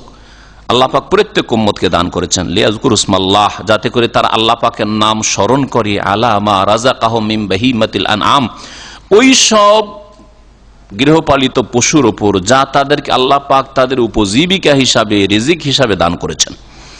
ফাইলাহুকুম ইলাহু ওয়াহিদ, সুতরাং শুনে রাখো তোমাদের উপাস্য একমাত্র এক ও একক আল্লাহ, এক।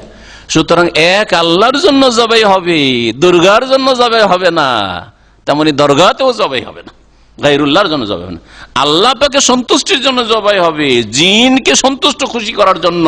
কবিরাজ বলছে যে তোমার বাড়িতে বালা মুসিবত আসতে যাচ্ছে, যদি বালামতি মুসিবত মুক্ত হতে চাও তাহলে কালো খাসি, সাদা মোরগ আর অমুক আর তমুক একটা জবাই করে বন জঙ্গলে ফেলে চলে আসো, না হয় ওই নদীতে পুকুরে ফেলে চলে আসো, বা ওখানে একটু দুধ চিনি দিয়ে আসো। এগুলো আমাদের দেশে খুব এই শিরক কুফরি হয়, হারাম, বড় শিরক, এগুলি বড় শিরক। এর মাধ্যমে জীবনের সমস্ত আমল ধ্বংস হয়ে যাবে, নামাজ, রোজা, হজ, যা কিছু করলে ধ্বংস হয়ে যাবে। আল্লাহ পাক রব্বুল আলামিন বলছেন যে তোমাদের ইলাহ, যে সত্য উপাস্য, তিনি হচ্ছেন এক ও একক ইলাহু ওয়াহিদ, ফালাহু আসলিমু, সুতরাং তার সামনে আত্মসমর্পণ করা, তার বিধিবিধান মেনে চলো। ওয়াবাশশিরিল মুখবিতিন, আর হে নবী মুহাম্মদ সাল্লাল্লাহু আলাইহি ওয়াসাল্লাম তুমি সুসংবাদ দিয়ে দাও আল্লাহ অভিমুখীদেরকে, মুখবিতিন বিনয়ীদেরকে, বিনয়ী ইখবাত বলা হয় বিনয়ী হওয়াকে, বিনীত যারা। আল্লাযিনা ইযা যুকিরাল্লাহ, মুখবিতিন কারা? আল্লাহ পাক রব্বুল আলামিন মুমিনদের বেশ কিছু গুণ বর্ণনা করেছেন। মুমিনদের গুণ সাবিরিন, ধৈর্যশীল। মুমিনদের গুণ হচ্ছে কি? সলেহীন, সৎকর্মশীল। মুমিনদের গুণ হচ্ছে মুসলিহিন, সংস্কারক। মুমিনদের গুণ হচ্ছে মুহসিনিন, ইহসানকারী, আল্লাহর হকের ক্ষেত্রে ইহসান করে, মানুষের সাথে ইহসান করে, আল্লাহ পাকের মখলুকের সাথে, সৃষ্টির সাথে, এমনকি পশু পাখির সাথেও সদ্ব্যবহার করে। মুহসিনিন, আল্লাহ পাক রব্বুল এইরকম মুখবিতিন বলেছেন, মুত্তাকিন বলেছেন, বিভিন্ন গুণ আল্লাহ পাক মুমিনদের বর্ণনা করেছেন। কোরআনে কারিমে।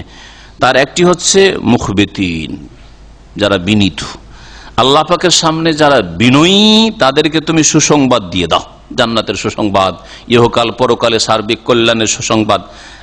তারা কারা? এদের কিছু গুণ আল্লাহ এখানে বর্ণনা করে, আল্লাযীনা ইযা যুকিরাল্লাহ, বিনয়ী ওই সব মুমিনরা যাদের সামনে আল্লাহর কথা স্মরণ করা হলে, আল্লাহ পাকের উপদেশ দেওয়া হলে, আল্লাহ পাকের জিকির আজকার করা হলে, আল্লাহ পাকের কথা আলোচনা হইলে, মানে কোরআন ও হাদিসের কথা আলোচনা হইলে, আল্লাহ পাকের গুণাবলীর কথা আলোচনা হইলে, আল্লাহ পাকের তৌহিদের কথা আলোচনা হইলে, যে কোনো বিষয় আল্লাহ পাকের স্মরণ করা এই বিভিন্ন ভাবে হইতে পারে। যদি আল্লাহ পাকের জিকির আজকার, আল্লাহ পাকের কথা আলোচনা করা হয়, ওয়াজিলাত কুলুবুহুম, তাদের অন্তর ভয়ে কেঁপে ওঠে, থরথর করে কেঁপে ওঠে। তাহলে অন্তরে ভয় ভীতি সঞ্চারিত হওয়া, এটা হচ্ছে বিনয়ী বান্দাদের, মুখবিতিনদের পরিচয়।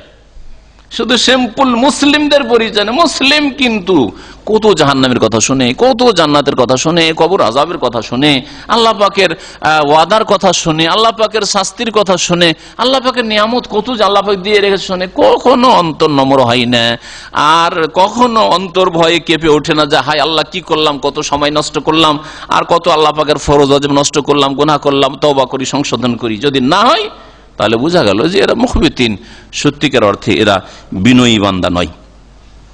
আল্লাহ পাক বলছেন ওয়াসসাবিরিনা আলা মা আসাবাহুম, আর বিনয়ী কারা? যারা তাদের উপর যে বিপদ আপদ আপতিত হয় তাতে ধৈর্য ধারণ করে, সাবিরিন, ধৈর্য ধারণ করে। আর কি করে? ওয়াল মুকিমিস সালাত, আর সালাত কায়েম করে। তার নামাজ না পড়েই শুধু মুসলিম হওয়া যায় না। সত্যিকার অর্থে মুসলিম যারা নামাজ কায়েমকারী, আর নামাজ যারা 5 ওয়াক্ত পড়ে, আর কমের পক্ষে 17 রাকাত 5 বারে জামাতে গিয়ে পড়ি, যেখানে আল্লাহ পাক পড়তে বলেছেন পুরুষদেরকে সেখানে গিয়ে পড়ে, ওয়ারকাউ মার রাকিন, এরা হলো নামাজ কায়েমকারী। যদি ঘরে ঘরে সকলে নামাজ পড়ে তাহলে মসজিদের প্রয়োজন নেই। ঘরে ঘরে সকলে নামাজ পড়ে তাহলে মসজিদে আজান ইকামত হবে না, লোক দেখা যাবে না, কারো সাথে সাক্ষাৎ হবে না, নিজ নিজ জায়গায় থাকলো, বছর কি বছর দেখা সাক্ষাৎ হবে না। কিন্তু 5 ওয়াক্ত নামাজে গেলে আরে 5 বারের একবার তো দেখা হবে। সারাদিন ডিউটি করে রাত 12টায় এসে ঘুমায়, ফজরের নামাজে তো দেখা হবে না, ফজর না নাইট ডিউটি করে ফজরের থাকে, আরে জোহর বেলা তো আসর বেলা তো দেখা হবে, হবে নাকি? এর মাধ্যমে কি সম্পর্ক মুসলিম সমাজের মজবুত হবে না? অবশ্যই হবে। বহু হিকমত রয়েছে আল্লাহ পাক রব্বুল আলামিনের, একসাথে জামাত সহকারে পুরুষদের নামাজ পড়ায়।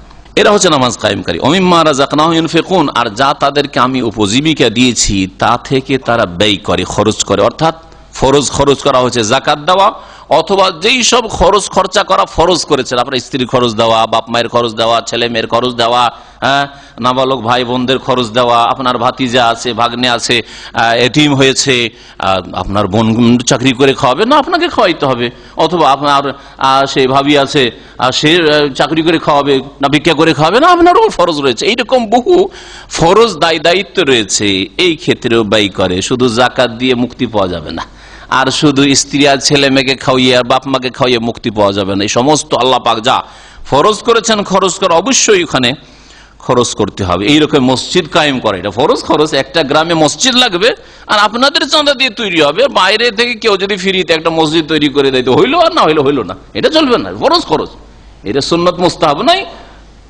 বরং এটা হচ্ছে ফরজ। আল্লাহ পাক রব্বুল আলামিন তারপর বলছেন ওয়াল বুদনা জাআলনাহা লাকুম মিন শাআইরিল্লাহ, আর কুরবানির উটগুলি, বুদনা, বদন মানে হচ্ছে দেহ, আর কুরবানির পশুগুলির মধ্যে সবচেয়ে বড় আকারের পশু হচ্ছে উট। এই জন্য উটের অপর নাম হচ্ছে, উটকে জামাল বলা হয়, উটকে কি বলা হয়, আর এবেল বলা হয়, উটকে কি বলা হয়, বাইর বলা হয়, উষ্ট্রিকে উটনিকে নাকাতুন বলা হয়, নাকাতাল্লাহ ওয়াসুকিয়া, বহু নাম রয়েছে। আরবদের কাছে যে পশু বেশি ওর নামও বেশি। এরকম ঘোড়ারও বেশ কিছু অনেক নাম রয়েছে। আল্লাহ পাক রব্বুল আলামিন বলছেন বুদনা, উটের একটি নাম হচ্ছে বুদনাতুন, আর বহু বচন অনেক উট বুদন। ওয়াল বুদনা জাআলনাহা লাকুম মিন শাআইরিল্লাহ, আল্লাহ পাক বলছেন যে আর উটগুলিকে, যেগুলি কুরবানির উট, সেগুলিকে তোমাদের জন্য আমি আল্লাহ কি করেছি, আমার নিদর্শন করেছি। এগুলি আল্লাহ পাকের নিদর্শন সমূহের অন্তর্ভুক্ত। আল্লাহ পাক বলছেন লাকুম ফিহা খাইর, তোমাদের জন্য এতে কল্যাণ রয়েছে, এতে তোমাদের জন্য কল্যাণ রয়েছে, বিভিন্ন কল্যাণ রয়েছে। তার মধ্যে উটের জবাই করার পরে গোস্ত খাবেন, তার আগে পর্যন্ত আপনি উপকৃত হবেন। যেমন একটু আগে বললাম যে কুমফিয়া মানাফি, এর আগে আয়াত গেল তাতে বলেছি। আর যখন জবাই করে দিলেন গোস্ত খাবেন, আত্মীয় স্বজনকে খাওয়াবেন, বন্ধু বান্ধব খাওয়াবেন, গরিব দুঃখীকে খাওয়াবেন, পাড়া প্রতিবেশী খাওয়াবেন, তার এর মাধ্যমে দেখেন অনেক ফায়দা হইলো, খাওয়াইলেন, সম্পর্ক ভালো হইল। তারপরে বাকি যে বিষয়গুলি রয়েছে, ধরেন পশম রয়েছে, চামড়া রয়েছে, সেগুলিতে তোমাদের জন্য কল্যাণ রয়েছে, এগুলি তো কল্যাণ রয়েছে। চামড়ার ক্ষেত্রে আমাদের দেশে কি করা হয়, কি করেন আপনারা? চামড়া বিক্রি করে নিজে ব্যবহার করে না, দান করে দেয়। বিক্রি করে যদি দান করে তাহলে তো ঠিক আছে, কিন্তু আমাদের দেশে যেটা করে শুধু এইটাই জানে, আর এর বেশি জানে না। উটের যেমন আপনার জন্য গোস্ত খাওয়া জায়েজ, তেমনি সেই পশম থেকে উপকৃত হওয়া জায়েজ। হ্যাঁ, ওই রকমই চামড়াটা যদি আপনি শোধন করে নিতে পারেন আর সেটা দিয়ে আপনি কিছু মশক তৈরি করেন, আপনি আর কিছু তৈরি করেন, যা কিছু আপনি তৈরি করেন জায়েজ, ব্যবহার করা যেতে পারে। যে মশলা সাধারণ মানুষ মোটেই জানে না। আমাদের দেশের মানুষেরা, ভারত উপমহাদেশের মানুষরা যেহেতু এইসব কাজ জানেন না, এগুলি কাদের কাজ? ইংরেজরা শিখে গেছে যে মুসলিম তোরা আমাদের গোলামি করবি কর, কিন্তু তোরা ওই চামারের কাজ করবি না, ওইটা চামার এক গ্রুপ আছে ওরা করবে। নাপিতের কাজ করবি না, ওরাই করবে শুধু। হ্যাঁ, ডোম মেথরের কাজ করবি না, তোরা যে বড় লোক, তোরা কেন করবি? ওগুলো ওরা করবে। যার ফলে ডোমের কাজ, চামারের কাজ, মেথরের কাজ, এগুলোকে নোংরা কাজ, ছোট কাজ মনে করা হয়। আর এই পেশা যদি কেউ করে তাকেও ছোট মনে করা হয়। কেউ মেয়ে দিতে চায় না, বোন দিতে চায় না, এসব জাহিলিয়াত কাফেরদের ঢুকানো, কাফেররা মুসলিমদের মগজে ঢুকায় গেছে। যদি আপনি সেটা আপনি যেমন মুচিরা করে, শোধন করে, যেটাকে বলা হয় দাবাগাত, সেটা করে নিতে পারেন, সেটাকে যদি কাজে লাগাতে পারে তো নিজের কাজে লাগাইতে পারেন আপনি। আর না হইলে বেচে পয়সা খাওয়া জায়েজ নয়। ওলামারা এই ক্ষেত্রে একমত যে চামড়া বিক্রি করে নিজে পয়সা খাওয়া হারাম। তাহলে কি করতে হবে এখন? তাহলে একটা রাস্তা থাকলো যে বিক্রি করে গরিব মিসকিনকে দিয়ে দাও। এইরকম করে থাকে আমাদের দেশের মানুষরা। ফাজকুরু ইসমাল্লাহি আলাইহা, সুতরাং তোমরা এগুলির ওপর, মানে এই উটের ওপর আল্লাহ পাকের নাম উচ্চারণ করো। বিসমিল্লাহ, বিসমিল্লাহ না বললে হালাল হবে না। আর তার সাথে আল্লাহু আকবার, বিসমিল্লাহ, আল্লাহু আকবার বা আল্লাহু আকবার। সাওয়াফ ফাজকুরু ইসমাল্লাহি আলাইহা, এসব পশুর ওপর, উটগুলির ওপর তোমার আল্লাহর নাম উচ্চারণ করো, বিসমিল্লাহ, আল্লাহু আকবার বলো। সাওয়াফা, সারিবদ্ধ অবস্থায়, অর্থাৎ দাঁড় করে উট জবাই করার শরীয়তি উত্তম পদ্ধতি হচ্ছে যে উটকে দাঁড় করে রাখবেন আর তিনটা পা দেবেন। হ্যাঁ, না, 3 পায়ের ওপর দাঁড়িয়ে থাকবে আর একটা পা বাঁধা থাকবে। দাঁড়িয়ে থাকতে হলে তার 3 পায়ে দাঁড়াবে আর একটা পাকে। তারপরে সেটাকে জবাই করতে হবে। জবাইয়ের ক্ষেত্রে দুটো শব্দ আছে। আমরা একটা শব্দ শুধু জানি, এই জবাইটা জানি। জাবাহা বলা হয় ফেলে দিয়ে, পশুকে ফেলে দিয়ে কি করা? জবাই করা। যেমন গরু জবাই করা যেটা উত্তম পদ্ধতি, ওই রকমই খাসি, ছাগল, দুম্বা ইত্যাদি, মেষ, এগুলি জবাই পদ্ধতি ফেলে দেন, ফেলে দেওয়ার পরে বিসমিল্লাহ আল্লাহু আকবার জবাই করেন। এটা হচ্ছে শুইয়ে দিয়ে জবাই করা, যেটা এটাকে জাবাহ বলা হয়, জাবাহ। আর নাহার সূরা কাউসারে রয়েছে, মুখস্থ তো আছে কিন্তু জানেন না। হ্যাঁ, ফাসাল্লি লিরাব্বিকা, রবের জন্য কি করো? সালাত পড়ো, নামাজ পড়ো। আর ওয়ানহার, আর রবের জন্য জবাই করো। এখানে নাহার মানে জবাই করো। তো নাহার বলা হয় পশু দাঁড়ানো অবস্থায় জবাই করা, নাহার করা হয়। নাহার সিনাকে বল, নাহার মানে হয় বক্ষ, সিনা। আর উটকে দাঁড় করে যে সিনা রয়েছে বা সিনার এই যে হাড্ডিগুলো রয়েছে আর আপনার এই দিকটা রয়েছে, এখানে নরম জায়গা আছে, ওখানে ছোড়া মারতে হবে। এইভাবে ছোড়া মারতে হবে, এর নাম হচ্ছে নাহার করা। নাহার করে দিতে হবে। আর তারপর যখন পড়ে যাবে আর রুহ পুরোপুরি বেরিয়ে যাবে, তখন চামড়া ছড়াও আর তারপরে গোস্ত কাটো। জীবন্ত অবস্থায় এখনো বেঁচে আছে, ছটপট করছে বা নড়াচড়া করছে, গোস্ত কাটাও জায়েজ নয় আর চামড়া খালানো জায়েজ নয়, যা অনেক মূর্খরা এই মূর্খামি করে থাকে। আল্লাহ পাক রব্বুল বলছেন যে সারিবদ্ধ অবস্থায়, মানে দাঁড়ানো অবস্থায় তাহলে উটগুলিকে জবাই করতে, উটের ওপর আল্লাহর নাম নিতে হয়, মানে জবাই করতে, এটা হচ্ছে উত্তম। আর শুয়ে দিয়ে, উটকে যদি শুয়ে দিয়ে কেউ জবাই করে, শুয়ানো খুব জটিল উটকে, যার ফলে আল্লাহ পাকের হিকমত রয়েছে। তো আর এটা আল্লাহ পাক রব্বুল বিধান। শুয়ে দিয়েও কেউ যদি জবাই করে তো অনুত্তম হলো, কিন্তু পশু হালাল হবে। ওই রকম কেউ যদি গরু ছাগলকে দাঁড় করা অবস্থায় নাহার, মানে উট জবাই করার মতো নাহার করে ফেলে, তাহলে জায়েজ, কিন্তু উত্তমের বিপরীত করলো।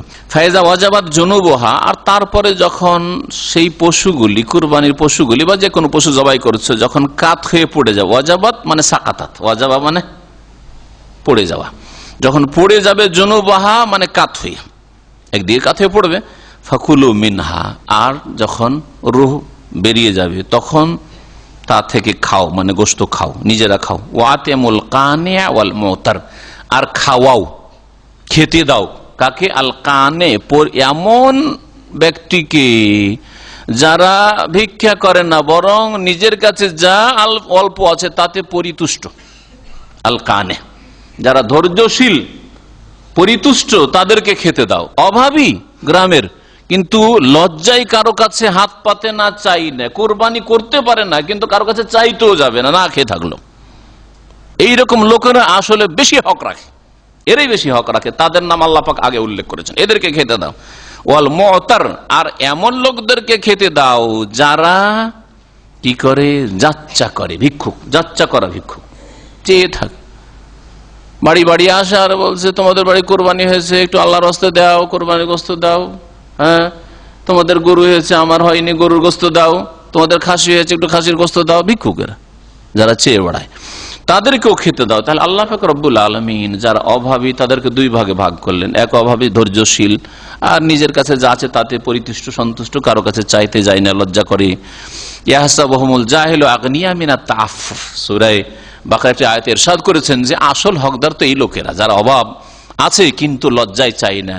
ইয়াহসাবুহুমুল জাহিলু, মূর্খ মানুষ, মোটা খায় মোটা বুঝে যে চাই না তো আবার দেবো কেন, তো এদেরকে মনে করে আগনিয়া, যে এরা অভাব মুক্ত, সচ্ছল, না হলে চাই না কেন। মিনাত তাআফফুফ, তাদের ভিক্ষা পেশা থেকে বেঁচে থাকার কারণে এদেরকে মনে করে যে আগনিয়া, এরা ধনী লোক, এরা অভাব মুক্ত লোক, এরা সচ্ছল লোক, অথচ এরাই বেশি হক রাখে। আল্লাহ বলছেন তারিফুহুম বিসীমাহুম, আল্লাহ বলছেন ওদের চেহারা দেখলে বুঝতে পারবে।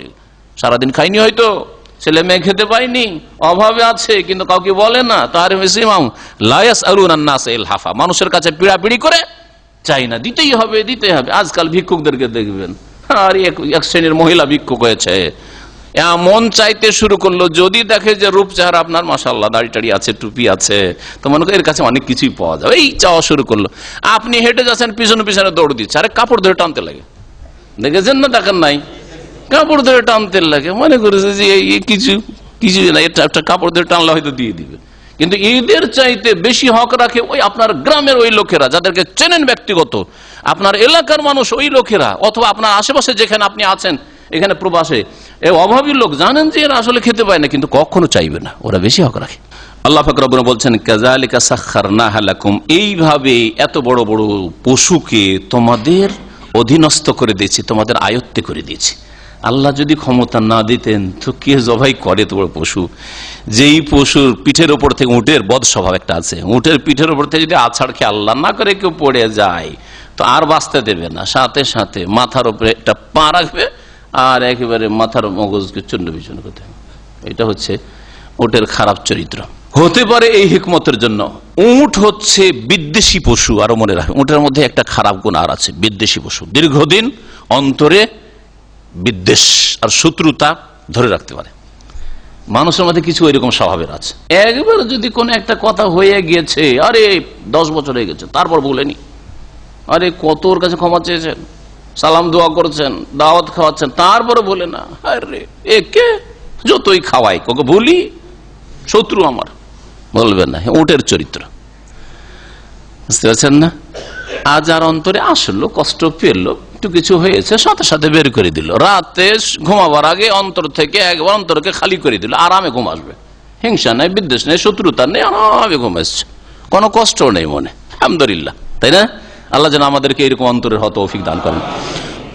আর এইরকম লোককে নবী সাল্লাল্লাহু আলাইহি সাল্লাম একেবারে ছিঁড়া ফাটা কাপড়ে আসছে, ওই ব্যক্তি একটু পরে আসবে, আর নবী সাল্লাল্লাহু বলছেন যে এখনই তোমাদের কাছে একটা লোক আসবে, সে কি জান্নাতি। হাদিস জানেন না? জি হ্যাঁ।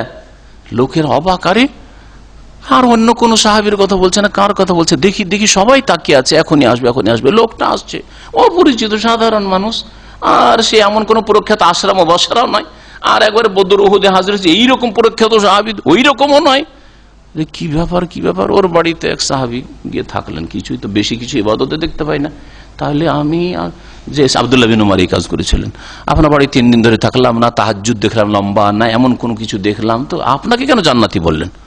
রাসূলুল্লাহ বলছেন যে এখন একটা লোক আসবে জান্নাতি, এখন একটা লোক আসবে জান্নাতি, আর আপনি আসছেন, কি ব্যাপার? আপনাকে কেন রাসূলুল্লাহ জান্নাতের সুসংবাদ দিলেন? দেখো, আমার তো তেমন আমল কিছু দেখতে পাই না, তবে একটা আমল আছে। বিছানায় যখন আসি তখন সারাদিনে যা কিছু যার সাথে হয়েছে অন্তর থেকে বের করে দিয়ে, অন্তর একটু হিংসা বিদ্বেষ শত্রুতা কিচ্ছু রাখি না, সাফ করে ঘুমিয়ে যায়। আব্দুল্লাহ বলছেন যে এই জন্যই মনে হয় আল্লাহ পাক এই মর্তবা দান করেছেন, এই মর্যাদা দান করেছেন, এই জন্য তোমাকে দুনিয়াতে চলতে চলতে জান্নাতের সার্টিফিকেট রাসূলুল্লাহ সাল্লাল্লাহু আলাইহি ওয়াসাল্লাম দিয়ে দিয়েছেন। আর এই হিকমতেই হয়তো, শুনে রাখেন, উটের গোশত খেলে ওযু ভঙ্গ হয়ে যায়, সুতরাং উজু করে নিতে হবে। উজু করার মাধ্যমে হইতে পারে যে আপনার বদ চরিত্রটা দূর হয়ে যাবে। যে হ্যাঁ, এক শ্রেণীর বিদাতি অন্তর বাঁকা, সহি হাদিস মানতে চায় না, আরে উটের গোশত খেলাম কেন উজু নষ্ট হবে, ওর মজহাবে নেই সেজন্য মানবে না। বুঝতে পেরেছেন? তুমি কতটুকু হিকমত জানো? আল্লাহ পাক হাকিম, আল্লাহ জানে। রাসূলুল্লাহ সাল্লাল্লাহু আলাইহি সাল্লামের উপর হিকমত নাযিল হয়েছে, সুতরাং হ্যাঁ, তার বাড়িতে হিকমতের তেলাওয়াত হয়েছে, সুতরাং তিনি হিকমত জানেন। সেই জন্য বলেছেন যে যদি উটের গোশত খাও তো ফালিয়াতাওয়াদ্দা, উযু করে দিও। আর আপনি এখানে অবাধ্য কেন, নাফরমান কেন? আল্লাহ পাক যেন হেদায়েত দান করে। অন্তর বাঁকা, হিকমত অবশ্যই আছে, কিন্তু আল্লাহ পাক হিকমত আপনাকে জানাবেন, আমাকে জানাবেন, এই দায়িত্ব আল্লাহ পাকের না। আপনি আল্লাহর বান্দা, আল্লাহ যেভাবে আদেশ নিষেধ করেছেন পালন করেন। নিজের বাপকেও যদি বলেন, বাপ বলছে যে আজকে যাও, আজকে অমুক মাছটা নিয়ে আসো, বলছে কেন আব্বা, ওইটাই কেন, অন্যটা কেন নাই? একটা চড় দেবে না? আরে ভাই, আমি খাবো বাবা, তোমাকে আমাকে বলতে হবে, তুমি আমাকে চার্জ করবে যে এইটা কেন আর ওইটা কেন, যেটা বলছি করো। কাজটা বৈধ বলেছি কি বৈধ বলিনি এটা দেখো, তুমি বৈধ বলেছি, যাও তুমি সোজা, তাই না? তা রব্বুল আলামিনের কাছে আবার এইটা আবার কেন হয়ে গেল, আরে এইটা কেন হয়ে গেল, এটা চলবে?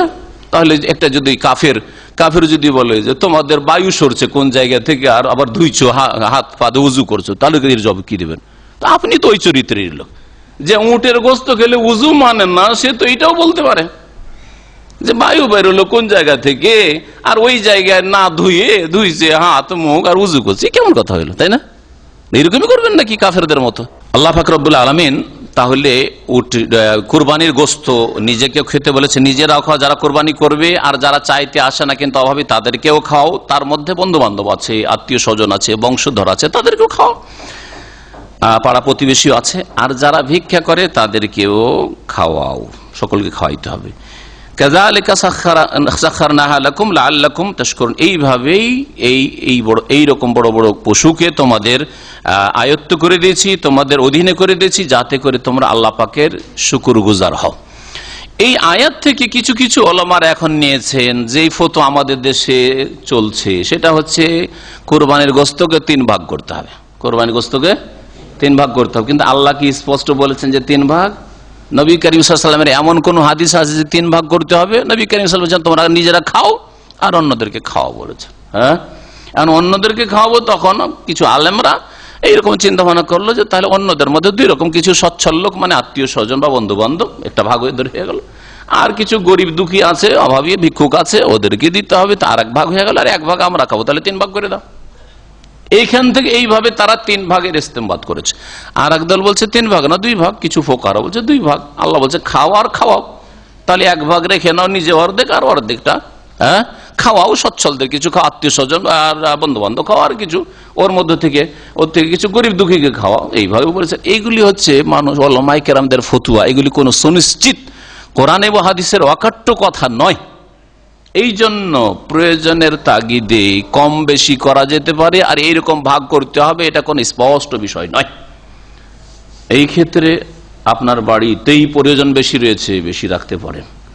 এই ক্ষেত্রে গ্রামবাসীর অভাবী গরিব দরিদ্রের বেশি প্রয়োজন রয়েছে, আপনি বেশি করে ওদের দিয়ে দেন। নবী করিম সাল্লাল্লাহু আলাইহি ওয়াসাল্লাম যখন মদিনায় প্রথম এসেছেন আর কুরবানি শুরু হলো, অধিকাংশ লোক কুরবানি করতে পারতো, অভাব ছিল। 3 দিনের বেশি কুরবানির গোশত খাবে না, 3 দিনের বেশি কুরবানি গোশত খাবে না। আর আজকালকার মতো ফ্রিজ নেই যে সারা বছর যেন বোঝাই করে রেখে দিবে। আজকাল তো বড় বড় ধনীরাও দিতে চায় না, আর একটু আশেপাশের লোকও দিতে চায় না, নিজের লেবারকেও দিতে চায় না। হ্যাঁ, সুবহানাল্লাহ। না, কারণ রাখার ব্যবস্থা আছে। এ কি আল্লাহ পাকের শুকরিয়া হইল? আল্লাহ পাকের শুকরিয়া নয়।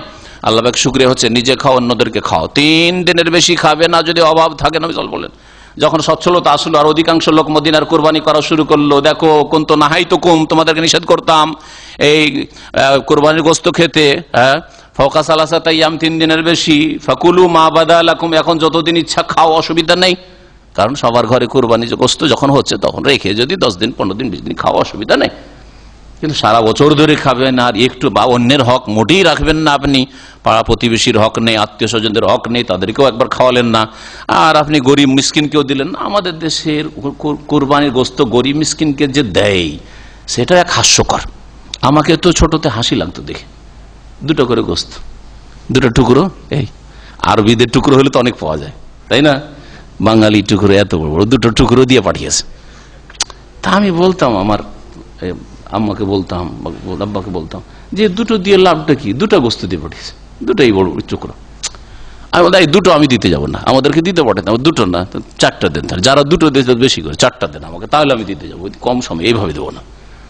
পারেন দেন ওইভাবে, না হলে এতগুলি দিতে হবে না, প্রতি বাড়ি বাড়ি দিতে হবে, আর 2টো করে গোশত দিতে হবে। এগুলো কে শিখাইল আপনাকে? যার বাড়ি কোরবানি তার বাড়িও দিতে হবে, আর 2টো করে টুকরো। গরিব গো 2টা টুকরো, আর যার বাড়ি 5টা কোরবানি হয়েছে, গরু হয়েছে, খাসি হয়েছে, তাকেও 2টা করে। কি এগুলো শরীয়ত?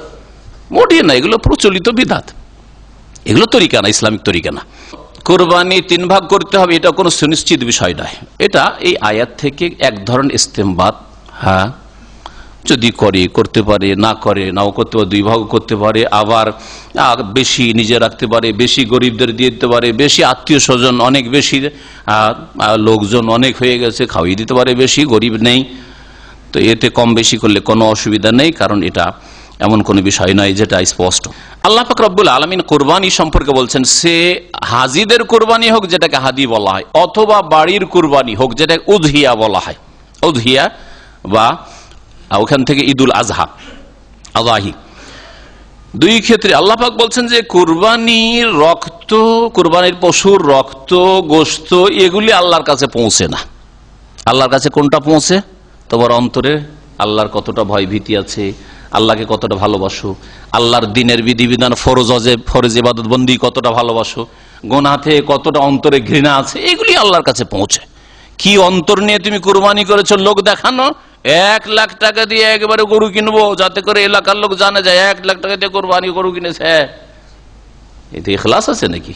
না এতে তাকওয়াই আছে? কিছুই নেই। এগুলো নামাজ পড়ে না, কুরবানি নিয়ে প্রতিযোগিতা, কম্পিটিশন চলছে, হ্যাঁ, কোনো তাকওয়া নেই এতে। আল্লাহ পাক বলছে লা ইয়ানালাল্লাহা লুহুমুহা ওয়ালা দিমাউহা, কখনো আল্লাহর কাছে পৌঁছে না এই কুরবানির গোশত, লাহমের বহুবচন লুহুমা, ওয়ালা দিমাউহা দামুনের বহুবচন দিমা, আর কুরবানির রক্ত আল্লাহর কাছে পৌঁছে না। আল্লাহ রক্তও চান না আর গোশতও চান না কুরবানির। কি চান? ওয়ালাকিন ইয়ানালুহু তাকওয়া মিনকুম, তবে আল্লাহর কাছে পৌঁছে তোমাদের পক্ষ থেকে আল্লাহ ভীরুতা, তোমাদের অন্তরে কতটা পাপ গুনাহ থেকে বেঁচে থাকার ক্ষমতা আছে, এনার্জি আছে, কতটা বাঁচতে চাও গুনাহ থেকে, কতটা ফরজ ওয়াজিবের হেফাজত করো আর হারাম নাজায়েজ থেকে বাঁচো, এটা পৌঁছে, কতটা আন্তরিকতার ইখলাস আছে এই কুরবানিতে, না লোক দেখানো কুরবানি হচ্ছে, প্রতিযোগিতা হচ্ছে। কাযালিকা সাখখারাহা লাকুম, এইভাবে আল্লাহ পাক এই কুরবানির পশুকে তোমাদের অধীনে করে দিয়েছিল। লিতাকাব্বিরুল্লাহ আলা মা হাদাকুম, আল্লাহ পাক তোমাদেরকে যে সঠিক পথে পরিচালিত করেছেন, হেদায়েত দান করেছেন, তার উপর যেন আল্লাহ পাকের বড়ত্ব প্রকাশ করো, মহত্ব প্রকাশ করো, মানে তাকবীর পাঠ করা, তাকবীর পাঠ করা। এই দিনগুলিতে, কোরবানির দিনগুলিতে তাকবীর পাঠ করার দিকে ইঙ্গিত করা হয়েছে। ওয়াবাশশিরিল মুহসিনিন, এবং সৎকর্মশীলদেরকে হে নবী মুহাম্মদ সাল্লাল্লাহু আলাইহি সাল্লাম তুমি সুসংবাদ শুনিয়ে দাও। নবী করিম সাল্লাল্লাহু আলাইহি সাল্লামের জামানার পূর্বে জাহিলিয়াতের যুগে কাবার চারিদিকে কি ছিল? 360টা মূর্তি ছিল, 360টা মূর্তি ছিল। আরব মুশরিকেরা তাদের শিরকি আমলে, কুফরির ধর্মেও তারা কি করতো? ইব্রাহিমের দোহাই দিত যে ইব্রাহিম আলাইহিস সালামের ধর্মের উপর আছে মিথ্যুক তারা। ইব্রাহিম আলাইহিস সালাম যেখানে শিরকে উৎখাত করার জন্য বাপের সাথে সংগ্রাম করেছেন, বাপের বিরুদ্ধে, তারপরে মূর্তি ভেঙেছেন যিনি, আর ইব্রাহিমের দোহাই যে আমরা ইব্রাহিমের ধর্মের উপর আছে, আমরা ইব্রাহিমের সন্তান কুরাইশ, আর আমরা ইব্রাহিমের ধর্মের উপর আছি, মিথ্যুক এরা। আল্লাহ পাক বারবার করে কোরআনে এই জন্য খণ্ডন করেছেন, ওয়ালাম ইয়াকুম মিনাল মুশরিকিন, ইব্রাহিম মুশরিক ছিলেন না, তোমরা তো মুশরিক বহুত্ববাদী। তো এরা করতো কি? কুরবানি করতো, এরা হজ করতো, কোরবানি করতো আরব মুশরিকেরা, আর কোরবানি করার পরে পশুর কিছু গোস্ত নিয়ে গিয়ে দেবদেবীর সামনে রেখে দিত, প্রসাদ, যেমন হিন্দুদের প্রসাদ রাখা, প্রসাদ রেখে দিত। আর রক্তগুলো কিনে কাবার দেয়ালে মাখিয়ে দিত, আর রক্ত নিয়ে গিয়ে ওই দেবদেবীর সামনে কিছুটা রক্ত রাখতো আর দেবদেবীকে মাখিয়ে দিত যে খাও দাও। এগুলির মাধ্যমে এই ছোট খোদা, এগুলো ছোট এলা, এগুলির ওসিলায় বড় আল্লাহ রাজি হয়ে যাবে। আল্লাহ পাক এর খণ্ডনে নাজেল করলেন জাহিলিয়াতের যুগের এই ভ্রান্ত ধারণা আর এই খারাপ কাজ, শিরকি কাজ। লাইয়ান আল্লাহ, আল্লাহ পাক রক্তও চান না আর গোস্তও চান না। এই দেবদেবীর সামনে রক্ত আর গোস্ত পেশ করা এগুলি শিরকি কুফরি কাজ। মহান আল্লাহ তারপর ইরশাদ করেন, ইন্নাল্লাহ ইউদাফিউ আনিল্লাযিনা আমানু, নিঃসন্দেহে আল্লাহ পাক রব্বুল আলামিন মুমিনদের পক্ষ থেকে প্রতিরক্ষা করেন। মুমিনদেরকে রক্ষা করার জন্য আল্লাহ পাক কাফেরদেরকে, মুমিনদের শত্রুদেরকে প্রতিহত করেন। ইউদাফিউ, দাফা, দেফা মানে হচ্ছে ডিফেন্স করা, প্রতিরক্ষা। তো আল্লাহ পাক রব্বুল আলামিন মুমিনদের কি করেন? প্রতিরক্ষা করেন। প্রতিরক্ষা মানে হেফাজত করেন। আল্লাহ পাক রব্বুল তাদেরকে উপর যে কেউ অসৎ উদ্দেশ্য রাখবে আর জুলম অত্যাচার, তা থেকে আল্লাহ পাক রব্বুল সুরক্ষিত করেন।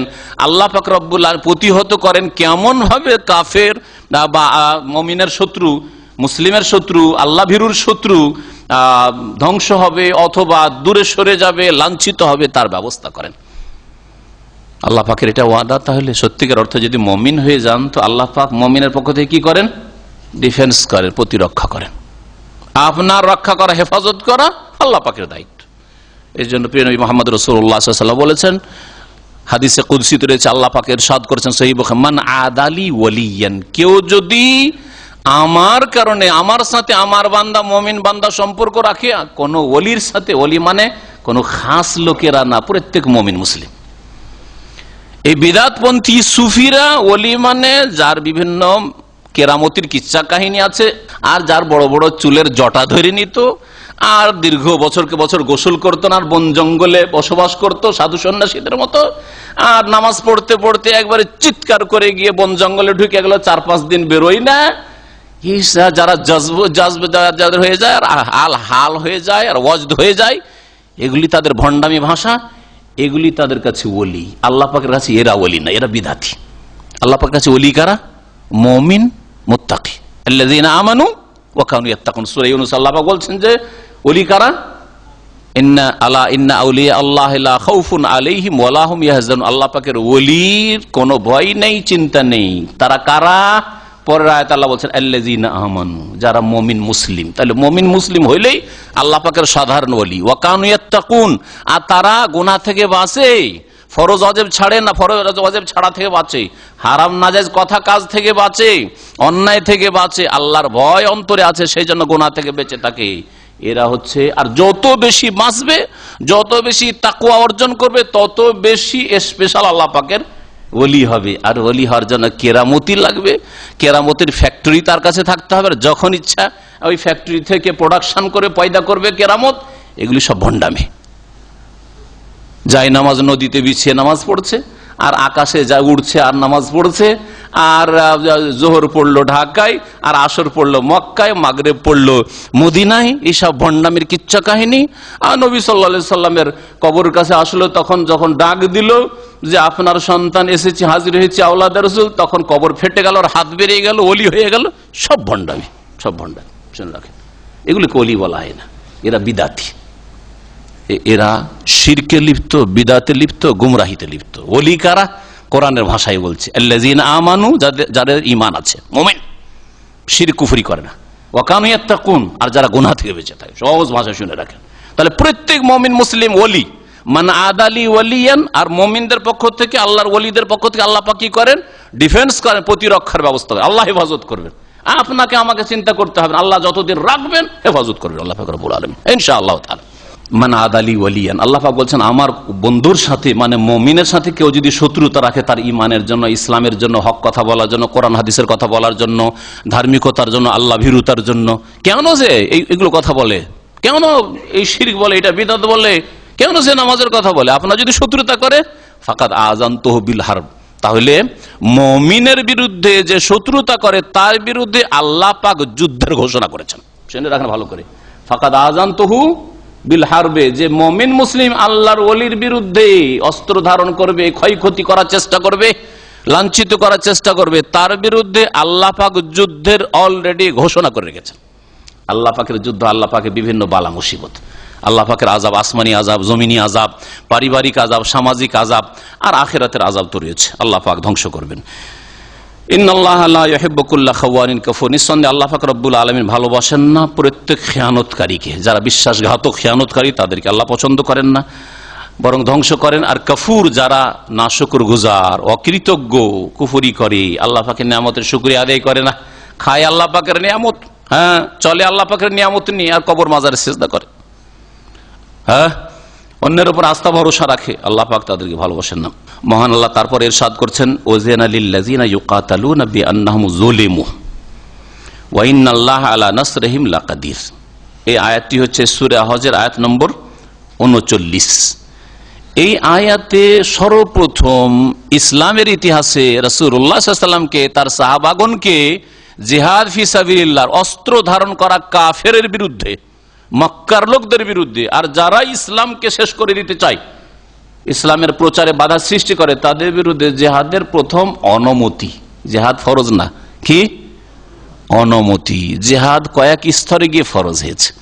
প্রথম স্তর মক্কার জীবনের স্তর, তাতে আল্লাহ পাক রব্বুল আলামিন জিহাদ মানে অস্ত্র ধারণ করা, জিহাদ আবার অন্তর থেকে অন্যায়কে ঘৃণা করা, অন্যায়কারীদের ঘৃণা করা, তারপরে উপদেশ দেওয়া, ভালো উপদেশ দেওয়া, অন্যায়ের বিরুদ্ধে মুখে কথা বলা, হে মক্কার লোকেরা তোমরা শিরিক করিও না, এক আল্লাহর ইবাদত করো, দাওয়াত দিয়েছেন না, দেন নাই? সেটাই ছিল তখনকার জিহাদ। কাফের মুশরিকদের সামনে নামাজ আদায় করা, সেটাই ছিল তখনকার জিহাদ। আর অস্ত্র ধারণ কাফের বিরুদ্ধে, আবু জাহাল, আবু লাহাবের বিরুদ্ধে, ওতবা সাইবা রাবিয়ার বিরুদ্ধে, কোরাইশদের বিরুদ্ধে যারা রাসূলুল্লাহ সাল্লাল্লাহু আলাইহি সাল্লামের ওপর কত জুলম অত্যাচার করেছে, তার সাহাবায়ে কেরামদের উপর রাসূলুল্লাহ সাল্লাল্লাহু আলাইহি সাল্লামকে বিতাড়িত করেছে, মারার জন্য পরিকল্পনা নিয়েছে, আজকে রাত্রে মোহাম্মদকে সেরে দেবো একবারে। আল্লাহ পাক হেফাজতে মদিনা নিয়ে এসেছেন, অনুমতি আল্লাহ পাক দেননি। এই অনুমতি দেননি যে আচ্ছা ঠিক আছে, সরাসরি মুখোমুখি তো মারতে পারবে না আবু জাহাল, আবু লাহাবকে আর এই কাফের গুলিকে, তো রাতের অন্ধকারে আত্মঘাতী হামলা করে দাও, মেরে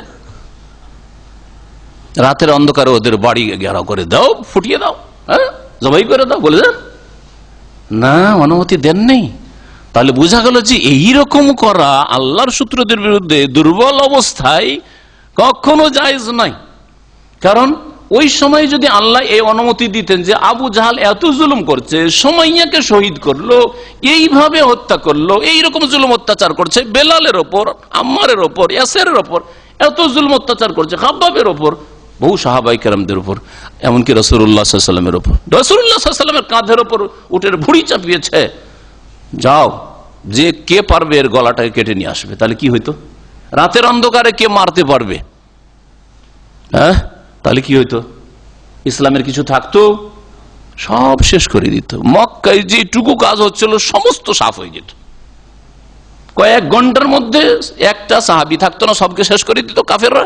আর রাসূলুল্লাহ সাল্লাল্লাহু আলাইহি ওয়াসাল্লামকে শেষ করে দিত আল্লাহ পাক, যদি স্পেশাল ঈসা আলাইহিস সালামকে আকাশে উঠানোর মতো উঠিয়ে না নিলে, তাই না? তাহলে এই হিকমতে দুর্বল অবস্থায় অস্ত্র ধারণ, বল প্রয়োগ করার নির্দেশ দেননি, অনুমতিও দেননি, বরং নিষেধ। আলাম তারা ইলাল্লাযিনা কিলা লাহুম কুফু আইদিয়াকুম, তুমি কি দেখো না ওই সব লোকদেরকে যাদেরকে এক সময় বলা হয়েছিল কুফু আইদিয়াকুম, তোমাদের হাতকে বিরত রাখো। না, আবু জাহাল মারলেও মারবে না, খুন করলেও খুন করবে না। কুফু আইদিয়াকুম ওয়া আকিমুস সালাহ, নামাজ কায়েম করো, ওয়াতুজ যাকাত, আর দান খায়রাত করো। হ্যাঁ, ফালাম্মা কুতিবা আলাইহিমুল কিতাল, তারপরে যখন মদিনায় এসে কিতাল, সশস্ত্র যুদ্ধ ফরজ করা হয়েছিল, ওই লোকগুলো, যেই লোকগুলো তাড়াহুড়া করছিল যে আল্লাহ অনুমতি কেন দেওয়া হয় না, কালু রব্বানা লিমা কাতাবতা আলাইনাল কিতাল, আল্লাহ কেন অনুমতি দাও না, আবু জাহলকে উড়িয়ে দিই, ওতবাকে উড়িয়ে দিই, আবু লাহাবকে উড়িয়ে দিই, মেরে দিই, জবাই করে দিই। এখন আবার ফরজ করা হয়েছে, তো পিছপা কেন? লাউলা আখারতানা ইলা আজালিন করিব, একটু সময়, আরো কিছুদিন সময় যদি দেওয়া হইতো, বদর এত তাড়াতাড়ি বদর ফরজ হয়ে গেল, উহুদ ফরজ হয়ে গেল, এইরকম কেন? তোমরাই তো তাড়াহুড়া করছিলে মক্কায়। এই জন্য দুর্বল অবস্থায় অস্ত্র ধারণ কারো জন্য জায়েজ নাই। দুর্বল অবস্থায় যখন দেখছেন যে একটা তাদের ক্ষতি করতে গিয়ে আমাদের 50টা ক্ষতি হয়ে যাবে, তাহলে কখনো আল্লাহ পাক রব্বুল এরকম অনুমতি দিন। এই হিকমতের জন্য মক্কায় নিষেধ ছিল। প্রথম অনুমতি, ফরজ না, সশস্ত্র জিহাদের অনুমতি হলো এই আয়াতে, সূরা হজর আয়াত নম্বর 39।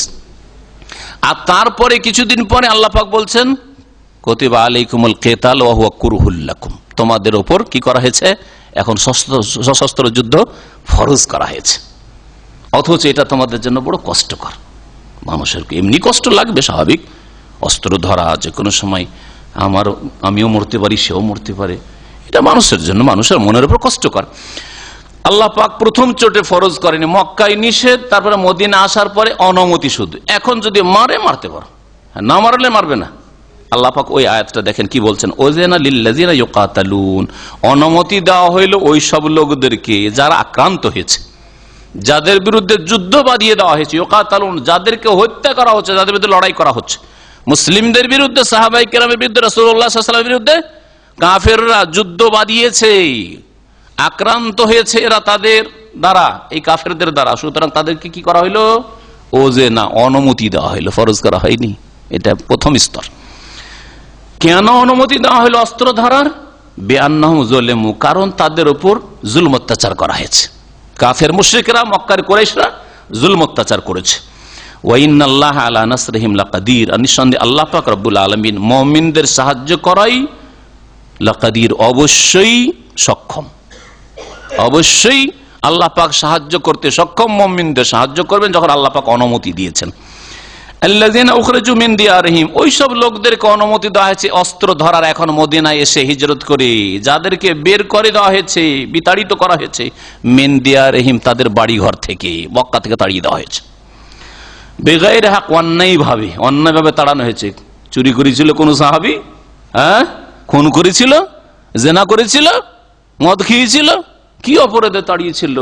অপরাধটা কি ছিল? আল্লাহ বলছেন ইল্লা ইয়াকুলু রাব্বুনাল্লাহ, এদের অপরাধ একটাই ছিল যে বলেছিল আমাদের রব তোমাদের লাত উজ্জা মানাত এই দেবদেবী নয়, আমাদের রব আল্লাহ, রব্বুনাল্লাহ বলেছিল, লা ইলাহা ইল্লাল্লাহ, এই শাহাদাত দিয়েছিল। সেই জন্য এদেরকে মক্কা থেকে বিতাড়িত করেছিল এই কাফেররা। সুতরাং এই কাফেরদের বিরুদ্ধে যারা জুলম অত্যাচার করেছে, বাড়ি থেকে তাড়িয়েছে, ওদেরকে ধন সম্পদ থেকে বঞ্চিত করেছে, এদের বিরুদ্ধে অস্ত্র ধরার অনুমতি দেওয়া হইল। আল্লাহ পাক বলছেন যে এই যদি আল্লাহ বল প্রয়োগ করার বিধান নীতিমালা যদি শরীয়তে না দান করতেন, অর্থাৎ হকপন্থী মার খেলে মার খেয়ে থেকে যাবে সব সময়, এটা যদি রেখে দিতেন, আর মার খেয়ে মারিও না, মারতে আসছে বাধা দিও না, এইরকম যদি করতেন, তাহলে পৃথিবীতে বিপর্যয় সৃষ্টি হয়ে যেত, আল্লাহ পাকের ইবাদতই হইতো না, মসজিদ বিরান হয়ে যেত, একটা মসজিদ কায়েম হইতো না, তারপরে যেসব উপাসনালয় রয়েছে ইবাদত বন্দেগীর, সেগুলিও হয়তো দিত না, যারা বিরোধী তারা তাই করত। আল্লাহ পাক তাই বলছেন ওয়ালাউলা দাফউল্লাহিন নাসা বা'দাহুম বিবাদ, যদি আল্লাহ পাকের প্রতিরক্ষা না হইতো, বা আল্লাহ পাক প্রতিহত না করতেন এক মানুষকে, মানে এক শ্রেণীর মানুষকে আর এক মানুষকে দিয়ে, আর শ্রেণীর মানুষকে দিয়ে, এক দলকে দিয়ে অর্থাৎ মুমিনদেরকে দিয়ে, আল্লাহর বান্দাদেরকে দিয়ে কাফেরদেরকে যদি আল্লাহ পাক প্রতিহত করার ব্যবস্থা না রাখতেন, আল্লাহর বন্ধুদেরকে দিয়ে আল্লাহর শত্রুদের, শয়তানের বন্ধুদেরকে যদি প্রতিহত করার আল্লাহ পাক যদি অনুমতি না দিতেন জিহাদ করার, তাহলে কি হইতো, লাহুদ্দামাত সাওয়ামিউ, তাহলে খ্রিস্টান যারা সংসার ত্যাগী, খ্রিস্টান সংসার ত্যাগী যারা বৈরাগী, সংসার ত্যাগ করে খ্রিস্টান ধর্মে এরকম তারা করত, সংসার ত্যাগ করে বন জঙ্গলে চলে গেল, একটা কুড়ে ঘর তৈরি করল ডালপাতা দিয়ে, আর ওখানে সারা জীবন আছে, গাছ থেকে কিছু ফলমূল খেলো না, সবসময় ইবাদত বন্দেগীতে লেগে আছে। এদের উপাসনালয়, ছোট ছোট উপাসনালয়কে সাওমাআতুন, এক বচন সাওয়ামে বলা হয়। আল্লাহ পাক বলছেন যদি আল্লাহ পাক হকপন্থীদেরকে দিয়ে, সত্যবাদীদেরকে দিয়ে বাতিলপন্থীদেরকে প্রতিহত না করতেন, তাহলে বিধ্বস্ত করে দেওয়া হইতো সংসার ত্যাগী খ্রিস্টানদের উপাসনালয়, বিয়াউন, এবং খ্রিস্টানদের গির্জা, চার্চকে বিয়াতুন জমা হচ্ছে বিয়াউন, ও সালাওয়াত, এবং ইহুদিদের উপাসনালয়, সালাওয়াত ইহুদিদের উপাসনালয়কে বলা হয়েছে। এগুলি হচ্ছে সঠিক তাফসীর এই শব্দগুলির। ও মাসাজিদ, আর মুসলিমদের মসজিদ সমূহ বিধ্বস্ত করে দেওয়া হইত। আল্লাহ পাক যদি সত্যবাদী যারা আল্লাহ পাকের দিনের খাদেম, যারা আল্লাহর প্রতি বিশ্বাসী মুমিন, এদেরকে দিয়ে যদি প্রতিহত না করতেন এই কুফরি শক্তিকে, বাতিল শক্তিকে, শয়তানের দলকে, তাহলে কোন জায়গায় কোনো চার্চও থাকতো না, উপাসনালয় থাকতো না, মসজিদও থাকতো না, সবকে ধ্বংস করে দিত। বিরোধীরা আসতো না, এরা আমাদের বিরোধী, সুতরাং এদেরকে ধ্বংস করে দাও। এই জন্য আল্লাহ পাক বল প্রয়োগ করা, শক্তি ব্যবহার করার, জেহাদ করার নির্দেশ দান করেছেন। ইউজকার ও মাসাজিদ ইউজকার ফি হাসমুল্লাহ কাসীরা, আর এমন মসজিদ সমূহ যেগুলোতে আল্লাহর নাম খুব বেশি বেশি স্মরণ করা হয়, আল্লাহর জিকির আজকার সবচেয়ে বেশি হয়। তো ইউজকার ফি হাসমুল্লাহ কাসীরা, এই বাক্যটার সম্পর্ক মাসাজিদের সাথে। মসজিদে সবচেয়ে বেশি আল্লাহ পাকের জিকির আজকার হয়, আর সবচেয়ে সুন্দরভাবে তৌহিদের ভিত্তিতে, শিরক মুক্ত আর রাসূলুল্লাহ সাল্লাল্লাহু আলাইহি ওয়াসাল্লামের আদর্শ মোতাবেক জিকির আজকার হয়ে থাকে, আল্লাহ পাকের স্মরণ হয়ে থাকে, নামাজ পড়ে থাকে। আর বাকি অন্যরা বিদাত মিশিয়েছে, শিরক মিশিয়েছে, আর সেখানে গায়রুল্লাহকেও ডাকা হয়, আল্লাহকেও ডাকা হয়। এই জন্য আল্লাহ পাক বিশেষ করে মসজিদের প্রশংসায় বলছেন ইউজকারু ফি হাসমুল্লাহ কাসীরা ওয়ালা ইয়ানসুরান্নাল্লাহু মান ইয়ানসুরুহু। আল্লাহ পাক একটি নীতিমালা তার বলছেন, অবশ্যই অবশ্যই আল্লাহ পাক ওই সব লোকদেরকে সাহায্য করবেন যারা আল্লাহকে সাহায্য করে। আল্লাহকে যদি সাহায্য করেন মানে আল্লাহর দ্বীনকে সাহায্য করেন, আল্লাহর বিধানকে সাহায্য করেন, আল্লাহর মসজিদ সাহায্য করেন, আল্লাহর মাদ্রাসা সাহায্য করেন, আল্লাহ পাকের দ্বীনের শিক্ষার যদি সাহায্য করেন, আল্লাহ পাকের দ্বীনের প্রচার প্রসার, দাওয়াত ও তাবলীগে যদি সাহায্য করেন, কোরআন এবং হাদিসের প্রচার তাবলীগ হইতে হবে। কোরআন হাদিসের তাবলীগ প্রচার যদি হয় আর তার সাহায্য করেন, তো অবশ্যই আল্লাহ পাকে সাহায্য করবেন। আর যদি বিদআতের প্রচার হয়, তাবলীগ হয়, তাহলে আল্লাহর সাহায্য হবে না, কারণ রাসূলের কথার তাবলীগ হচ্ছে না। বাল্লিগ মা উনজিলা ইলাইক, যা নাজিল হয়েছে কোরআন এবং হাদিস, কোরআন এবং হাদিসের প্রচার করতে হবে, তাবলীগ করতে আল্লাহ পাক বলেছেন, তাহলে আল্লাহ পাক সাহায্য করবেন। ইন্নাল্লাহা লাকাওয়িয়্যুন আজিজ, নিঃসন্দেহে আল্লাহ পাক রব্বুল আলামিন মহাশক্তিধর, কবি, সর্বশক্তিমান, আজিজ এবং তিনি মহাপরাক্রান্ত। আল্লাযীনা ইম্মাক্কান্নাহুম ফিল আরদি আকামুস সালাতা ওয়া আতাউয যাকাতা ওয়া আমারু বিল মা'রুফি ওয়া নাহাউ আনিল মুনকারি ওয়ালিল্লাহি আকিবাতুল উমুর। আল্লাহ পাক রব্বুল আলামিন এখন ওই সব মুসলিমদের কথা বলছেন যে সব মুসলিমদেরকে আল্লাহ পাক রাজত্ব ক্ষমতা দান করেছেন, যাদেরকে নেতৃত্ব দিয়েছেন, কোরআনের ভাষা যাদেরকে আল্লাহ পাক প্রতিষ্ঠিত করেছেন। প্রতিষ্ঠিত মানুষ বুঝেন, মানুষ যদি দেখে বাড়ি ঘর করে নিল আর মোটামুটি আমি আমার গ্রামে বা আমার যেখানে শহরে থাকি সেখানে প্রতিষ্ঠিত মানুষ, প্রতিষ্ঠিত চলাফেরা করি, প্রতিষ্ঠিত। আল্লাহ পাক এই ভাষাটা এখানে প্রয়োগ করেছেন। যদি কাউকে আল্লাহ পাক ক্ষমতা দান করেন, শাসন ক্ষমতা দান করেন, নেতৃত্ব দান করেন, গদিতে পৌঁছে দেন, তাহলে মুসলিম শাসকের ফরজ দায়িত্ব কি শুনে রাখুন। এই আয়াত আল্লাহ পাক বলছেন, আয়াত নম্বর 41 সূরাতুল হজ। মুসলিম সরকার যারা মুসলিম, আর আলহামদুলিল্লাহ আজ পৃথিবীতে কতটি দেশ রয়েছে মুসলিম দেশ? 56-57 পৌঁছে গেছে বা তারও বেশি। আল্লাযীনা ইম্মাক্কান্নাহুম ফিল আরদ, ওই সব লোকেরা যাদেরকে আমি পৃথিবীতে রাজ ক্ষমতা দান করলে, তাদেরকে প্রতিষ্ঠিত করলে, মাক্কান্নাহুম ফিল আরদ, জমিনে যদি তাদেরকে শক্তিশালী করি, নেতৃত্ব দান করেছে, গদিতে পৌঁছে দিয়েছি, আল্লাহ পাক পৌঁছেছেন, তিনি টেনে ফেলে দিতে পারেন 1 সেকেন্ডের মধ্যে। যেমন বহু লোক চোখের সামনে দেখলেন, ওই দূরের যুগে যেতে হবে না, এই 5-10 বছরের মধ্যে দেখলেন 40 বছর ধরে, 50 বছর ধরে যারা রাজ ক্ষমতায় ছিল তাদেরকে আল্লাহ পাক এমন করে টেনে হেঁচড়ে ফেলে দিলেন যে তাদের অস্তিত্ব, তাদের বংশের আত্মীয় স্বজন করে অস্তিত্ব খুঁজে পাওয়া যাচ্ছে না। আর কেউ থাকলো কোথায় যা আছে আল্লাহ পাক জানে। আল্লাহ পাক যখন মুসলিমকে নেতৃত্ব দান করেছেন, তাদের কিছু গুরু দায়িত্ব আছে। আল্লাহ বলছেন, যদি জমিনে প্রতিষ্ঠিত করি তোমাদেরকে, কি করবে? আকামুস সালাতা, এইসব লোকেরা কি করবে? নেতারা নামাজ কায়েম করবে, নিজেরা নামাজ পড়বে। জরুরি না যে লোকের সামনে এসে নামাজ পড়তে হবে, কারণ তাদের সুরক্ষার, কিন্তু 5 ওয়াক্ত নামাজ অন্তরে থাকতে হবে, নামাজ 5 ওয়াক্ত পড়তে হবে। আর নামাজ যারা পড়ে তাদের জন্য রাস্তাকে সুগম করে দিতে হবে, মসজিদ বানাইতে হবে, মসজিদে নিয়মিত যাতে আজান হয় আর ইমামতি হয়, তার জন্য ইমাম আর মুয়াজ্জিন নির্ধারিত করতে হবে, তাদের ভাতা দিতে হবে এবং মসজিদের খেদমত করতে হবে। মসজিদের খেদমত হচ্ছে কিনা, দেশে মসজিদ যতটা প্রয়োজন এলাকায় ততটা আছে কিনা, নামাজ পড়ার ব্যবস্থা আছে কিনা, এগুলো দিতে হবে। এটা আর এই নয় যে শুধু নিজে নামাজ পড়া, বলছে আমি তো নামাজ পড়ি। মসজিদে 1 পয়সা বেরোবে না, মন্দিরের জন্য অনেক বেরোবে। যদি গির্জার জন্য চাওয়া হয় যথেষ্ট বেরিয়ে যাবে, হ্যাঁ। শিরক কুফরির জন্য যদি চাওয়া হয় তো অনেক বেরিয়ে যাবে, মসজিদের জন্য না না না না, এইসব দিয়ে কি হয়? নামাজ কায়েম করবে। নামাজ, আচ্ছা, নামাজ কায়েম করা অন্তর্ভুক্ত যারা নামাজ পড়ে না তাদের খবর নেবে, খবর আছে। মুসলিম সরকার নামাজ পড়ো না দেশে, নামাজের সময় বাইরে বসে থাকো, জামাত চলছে নামাজ হয়ে গেল আর বাইরে বসে থাকো, দোকান চালু থাকে আর ইনকাম করতে থাকো, খবর আছে। এটা হচ্ছে দায়িত্ব। আর আলহামদুলিল্লাহ এই বিধানগুলির বাস্তবায়ন রয়েছে সৌদি আরবে। নেই বলেন দেখি? আজান হইলেই আকামুস সালাত, নামাজ কামর, সালাহ সালাহ সালাহ, এই আর লোকেরা বলছে নামাজ পড়ো, দোকান খোলা রাখেন, খবর আছে। শয়তান প্রকৃতির মানুষও সৌদি আরবে দোকান খোলা রাখতে আর ব্যবসা বাণিজ্য করতে আর রাস্তায় বসে থাকতে ভয় পায়। আল্লাহ পাক যেন আরো বেশি তৌফিক দান করেন। এ হচ্ছে ইসলামিক রাষ্ট্রের রূপরেখা। ইসলামিক রাষ্ট্র এর হচ্ছে বাস্তব প্রমাণ। আকামুস নামাজ কায়েম হচ্ছে, সুতরাং দোকানপাট বন্ধ হয়ে গেছে। রাস্তায় চলতে আমরা যখন হয়তো দূরে কোথাও আলোচনায় যাচ্ছি, মাগরিবের গত বেশার আগে দেখি যে কিভাবে বুঝবো আজান অনেক সময় গাড়ির ভিতরে থাকলে শোনা যায় না, দেখি যে দোকানপাট খোলা আছে না বন্ধ। দেখা দোকানপাট বন্ধ, অন্ধকার হয়ে গেছে, তার মানে আজান হয়ে গেছে। বুঝতে পারি এখানে সৌদি আরব, অন্য জায়গায় বুঝতে পারেন, দেশে বুঝতে পারেন আজান হইলো না, নামাজ হয়ে গেছে না, জামাত পাবো, কিছুই বুঝতে পারছেন না। অথচ মুসলিম দেশে 90% মুসলিম ঘোরাফেরা করছে, কিছুই বুঝতে পারছেন না।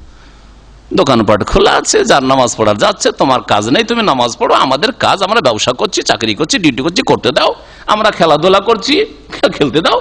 হাউজুবিল্লাহ, এরাই মুসলিম? না না না, আল্লাহ বলছেন যে মুসলিম শাসক আকামুস সালাত, নামাজ কায়েম করবে, ও আতাউজ যাকাত, আর যাকাত দেবে। যাকাত দিচ্ছে কি দিচ্ছে না খোঁজ, বড় বড় ব্যবসা, বড় বড় কোম্পানি আর তাদের যাকাত দিচ্ছে কি দিচ্ছে না খোঁজ নেবে না দেশের সরকার? অবশ্যই খোঁজ নেবে, এবং আমানতের সাথে সেগুলি যেন গরিবের কাছে পৌঁছে তার সুব্যবস্থা করবে। ও আমারু বিল মারুফ, আর ভালো কাজের নির্দেশ দেবে। যে কোনো ভালো কাজ সরকার করাবে বাধ্যতামূলক। দেশে হেজাবের ব্যবস্থা করবে, পৃথক মহিলা কলেজ, মহিলা ইউনিভার্সিটি করবে, মহিলা মেডিকেল কলেজ করবে, ইত্যাদি ইত্যাদি। মহিলাদের উচ্চ শিক্ষার ব্যবস্থা করবে, কিন্তু আলাদা করবে। আমারু বিল মারুফ, এটা ভালো কাজ, ভালো কাজ নির্দেশ দেবে, যে কোনো ভালো কাজ নির্দেশ দেবে। ওয়া নাহাউ আনিল মুনকার, অন্যায় কাজে বাধা দেবে না। এইসব রাস্তায় মদের দ্বার খুলে যাবে, জেনার দ্বার খুলে যাবে, এতে বেহায়া হয়ে যাবে, সুতরাং এগুলো করতে দেওয়া যাবে না। সুতরাং মুসলিম মহিলা ড্রাইভিং করে বেড়াবে, এটা চলবে না। এই হক রয়েছে, অধিকার রয়েছে সরকারকে, মুসলিম শাসকের দায়িত্ব। কারণ একজন মুসলিম মহিলা যদি গাড়ি চালায়, তো যে কোনো সময় গাড়ি চালাতে এক জায়গায় পার্কিং করে দিল, আরেকজনের সাথে উঠে চলে গেল। যেসব দেশে মহিলারা গাড়ি চালাচ্ছে এই হচ্ছে। আর যদি দেখতে হয় একটু ভালো করে গভীরভাবে দেখবেন, কোন জায়গায় থেমে দেখবেন। বিশেষ করে যেসব জায়গায় ধরো গার্ডেন পার্ক অথবা সমুদ্র বিচ, ওই সব জায়গায় চলে যান যে দেশে পুরুষও গাড়ি চালাচ্ছে, মহিলা গাড়ি চালাচ্ছে, আর সেখানকার অবস্থা দেখেন কি হচ্ছে। মলগুলিতে চলে যান, কি হচ্ছে, গাড়ি পার্কিং করে দিল, আরেকজনের গাড়িতে উঠে চলে গেল। তো ভাবছে যে আমার মেয়ে গেছে চাকরি করতে গেছে, অথবা কেনাকাটার জন্য গিয়েছে, ও আর এক কেনাকাটায় গিয়েছে।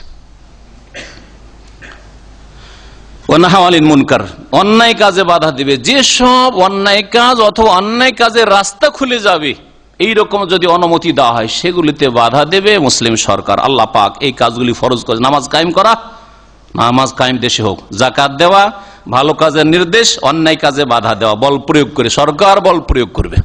সরকার দেশে নাস্তিক জন্মাবে না, সরকার দেশে কবর মাজার পূজা রাখবে না। আলহামদুলিল্লাহ, সৌদি আরব এমন একটা দেশ যে আল্লাহ ছাড়া কাউকে সেজদা হয় না। না হয়? আল্লাহ ছাড়া কারোর কাছে চাওয়ার ক্ষমতা এখানে আছে যে কেউ চাইবে? হ্যাঁ, আল্লাহ ছাড়া কারো আস্তানায় গিয়ে খাসি মোরগ জবাই করবে? আছে? আর তারপরে ভালো গুণগুলি নজরে আসে না? সৌদি আরবের ইসলামী রাষ্ট্র নজরে আসে না, শুধু খারাপ দোষগুলি নজরে আসে। আল্লাহ পাক যেন বুঝার তৌফিক দান করেন। আর এইরকমই আল্লাহ পাক রব্বুল আলামিন সমস্ত মুসলিম শাসকদেরকে আর মুসলিম জনসাধারণকে, জনগণকে হক প্রতিষ্ঠা করার আর নিজের দায়িত্ব পালন করার তৌফিক দান করেন। ওয়ালিল্লাহি আকিবাতুল উমুর, আর সমস্ত কাজের পরিণামের মালিক একমাত্র আল্লাহ। সবকিছুর মালিক আল্লাহ।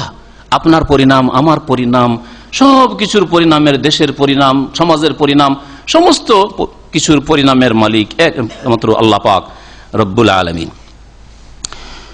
আল্লাহ পাক তারপর ইরশাদ করছেন নবী সাল্লাল্লাহু আলাইহি সাল্লামকে সান্ত্বনা দিতে, ওয়ান ইউকাযযিবুকা, হে নবী তোমাকে যদি মিথ্যা মনে করি তো তাতে কষ্ট পেও না। এর আগেও করেছে, এটা কোনো নতুন কথা নয়। ফাকাদ কাযযাবাত ক্বাবলাহুম কওম নূহ, এর পূর্বে বা এদের পূর্বে এই আরব মুশরিক কুরাইশদের পূর্বে যারা তোমাকে মিথ্যা মনে করেছে, নূহের জাতি মিথ্যা মনে করেছে নূহ আলাইহিস সালামকে, আদ সম্প্রদায়, সামুদ সম্প্রদায় নবীদেরকে মিথ্যা মনে করেছে, ওয়া কওমা ইব্রাহিম আলাইহিস সালামের জাতি, ওয়া কওমা লূত আলাইহিস সালামের জাতি, ওয়া আসহাবু মাদিয়ান আর মাদিয়ানের অধিবাসীরা শুআয়ব আলাইহিস সালামকে মিথ্যুক মনে করেছে, মানেনি। ওয়া কুযযিবা মূসা, এমনকি মূসা আলাইহিস সালাম আল্লাহর সাথে কথা বলে এসেছেন, তাওরাত নিয়ে এসেছেন, মুজিজা দেখিয়েছেন, তারপরও তাকে মিথ্যা মনে করা হয়েছে। ফামলাইতু লিল কাফিরিন, তখন আমি কাফেরদেরকে ছেড়ে দেইনি, ছাড় দিয়েছিলাম। আল্লাহর কাছে অবকাশের নীতি রয়েছে। কি রয়েছে? অবকাশ দেন, ছাড় দেন, ছেড়ে দেন না। আল্লাহর নীতিমালাতে রয়েছে ছাড় দেওয়া, ছেড়ে দেওয়া না। আল্লাহ পাক ছেড়ে দেন না। আমি কাফেরদেরকে ছেড়ে দিয়েছিলাম, ছাড় দিয়েছিলাম। আমলাই তো মানে ছাড় দিয়েছিলাম, ছাড় দিয়েছিলাম, অবকাশ দিয়েছিলাম। সুম্মা আখাযতুহুম, তারপরে তাদেরকে পাকড়াও করেছিলাম। সবগুলি জাতিকে, নূহের জাতিকেও, আদ সম্প্রদায়কে, সামুদকে, ইব্রাহিমের জাতিকে, লূত আলাইহিস সালামের জাতিকে, ওই শুআয়ব আলাইহিস সালামের বংশকে, ফিরাউনকে, মূসা আলাইহিস সালামের যুগের লোকদেরকে, সবগুলিকে আল্লাহ পাক পাকড়াও করেছেন আযাবে। ফাকাইফা কানা নাকির, আমার পাকড়াও কেমন ছিল। নাকির মানে হচ্ছে আমার পাকড়াও, নাকিরি আসলে ছিল একটা তাফসীর। আর কেউ কেউ নাকির মানে আমাকে অস্বীকার করার পরিণাম কেমন ছিল। নাকিরি মানে ইনকারি, আমাকে যে অস্বীকার করেছিল এই জাতিগুলি, তার পরিণামটা কেমন হয়েছিল চিন্তা করো। কি তাদের দুর্দশা হয়েছিল আর কেমন ভাবে তাদেরকে নিশ্চিহ্ন করে দিয়েছিলাম, ধ্বংস করে। ফাকাইয়্যিম মিন কারিয়া, বহু জনপদ রয়েছে, দেশ রয়েছে, সমাজ রয়েছে, আহলাকনাহা, সেগুলিকে আমি ধ্বংস করে দিয়েছিলাম। কেন? ওয়াহিয়া জালেমা, কারণ তারা জালেম ছিল। ফাহিয়া খাওয়িয়াতুন আলা উরুশিহা, ওই এলাকাগুলি, দেশগুলি উল্টো মুখে পড়েছিল। খাওয়িয়াতুন মানে পড়েছিল, খালিয়াতুন শূন্য হয়ে যাওয়া, পড়ে থাকা, পড়েছিল। আলা উরুশিহা বিধ্বস্ত হয়ে ছাদের ভরে। আরশের বহু বচন হচ্ছে উরুশ, আরশ মানে সিংহাসন, আর আরশ সাকফ, এই ছাদকে বলা হয়, এটা হচ্ছে আরশ। এই বিল্ডিং এর আরশ কোনটা? ছাদটা, ফ্লোর। তো আল্লাহ পাক বলছেন যে যখন কোন জাতিকে ধ্বংস করেছি, তখন সেই জাতির ঘর বাড়িগুলি ছাদের ভরে উপুড় হয়ে পড়েছিল, মানে বিধ্বস্ত হয়ে পড়েছিল। বিরি মুআত্তালা, আর তাদের অনেক কূপগুলি বিরান হয়ে গেছিল। কূপে পানি খেত কালকে, আজকে এমন করে ধ্বংস করে দিলাম যে কূপগুলি বিরান হয়েছে। একটি কোনো মানুষ নেই যে কূপটা পরিষ্কার পরিচ্ছন্ন করবে আর কূপ থেকে পানি উঠাবে, কোনো লোক নেই। বিরি মুআত্তালা, মুআত্তালা মানে বিরান, পরিত্যক্ত। সেই কুয়াগুলি পরিত্যক্ত হয়ে গেছিল, কোনো জনবস্তি ছিল না, কোনো মানুষ ছিল না, ধ্বংস করে দিয়েছে। ওয়াকাসরি মসজিদ, এবং উচ্চ সুদৃঢ় প্রাসাদ অনেক ছিল, যেগুলিকে আমি ধ্বংস করে দিয়েছি, সেগুলি বিরান হয়ে গেছে। বড় বড় প্রাসাদ ধ্বংস হয়ে গেছে, সেখানকার মানুষ ধ্বংস হয়ে গেছে, বিরান হয়ে পড়ে আছে। চলে যান যেসব প্রাচীন শহর রয়েছে, প্রাচীন শহর দেখার জন্য, যেখানে যেখানে প্রাচীন শহর রয়েছে, গৌড়ে চলে যান গৌড় দেখার জন্য। গৌড় যে সোনার মসজিদ বলা হয়, আর সেই চাপায়ের ওখানে, যে এক যুগে গৌড় বাংলার আসামের রাজধানী ছিল, কিভাবে বিধ্বস্ত। চলে যান সেই মুর্শিদাবাদে নবাব সিরাজদৌল্লার এলাকায়, ওই রকমই চলে যান মহীশূরে, বিভিন্ন জায়গায় চলে যান সেই লাল কেল্লা আর তাজমহল, আর আগ্রা, দিল্লি আর আগ্রায় চলে যান, সেখানে গেলে দেখিবেন যে হাই 800 বছরের রাজত্ব কোথায় নিশ্চিহ্ন হয়ে গেছে, কোথায় নিশ্চিহ্ন, বিরান হয়ে গেছে। চলে যান তাবুকে দেখার জন্য, সামুদ সম্প্রদায়কে আল্লাহ কিভাবে ধ্বংস করেছেন। চলে যান মৃত সাগরে, যেখানে ধ্বংস করে আল্লাহ সাগর বানিয়ে দিয়েছেন লূত আলাইহিস সালামের জাতিকে ধ্বংস করে। আফালাম ইয়াসিরু ফিল আরদ, তারা এই লোকেরা, মক্কার লোকেরা আর কিয়ামত পর্যন্ত মানুষদের সকলকে বলা হয়েছে, তারা কি পৃথিবীতে ভ্রমণ করে দেখে না। ফাতাকুনা লাহুম কুলুবুন ইয়াকিলুনা বিহা, আর তাদের যদি অন্তর থাকতো, তা দিয়ে তারা উপলব্ধি করত, বুঝার চেষ্টা করত। আও আযানুন, অথবা তাদের কি কান নেই, শ্রবণ শক্তি নেই। ইয়াসমাউনা বিহা, যা দিয়ে ভালো কথা শুনবে, যেসব ভালো কথা শোনানো হয়, আল্লাহ পাকের কথা, রাসূলের কথা, দ্বীনের কথা, সততার কথা, আল্লাহ ভীরুতার কথা, ভালো কাজের কথা, অন্যায় পাপ থেকে বেঁচে থাকার কথা, সব ভালো কথা, ভালো কথা তারা শুনবে। ফাইন্না লা তা'মাল আবসার, আসলে চোখ অন্ধ হইলে অন্ধ হয় না।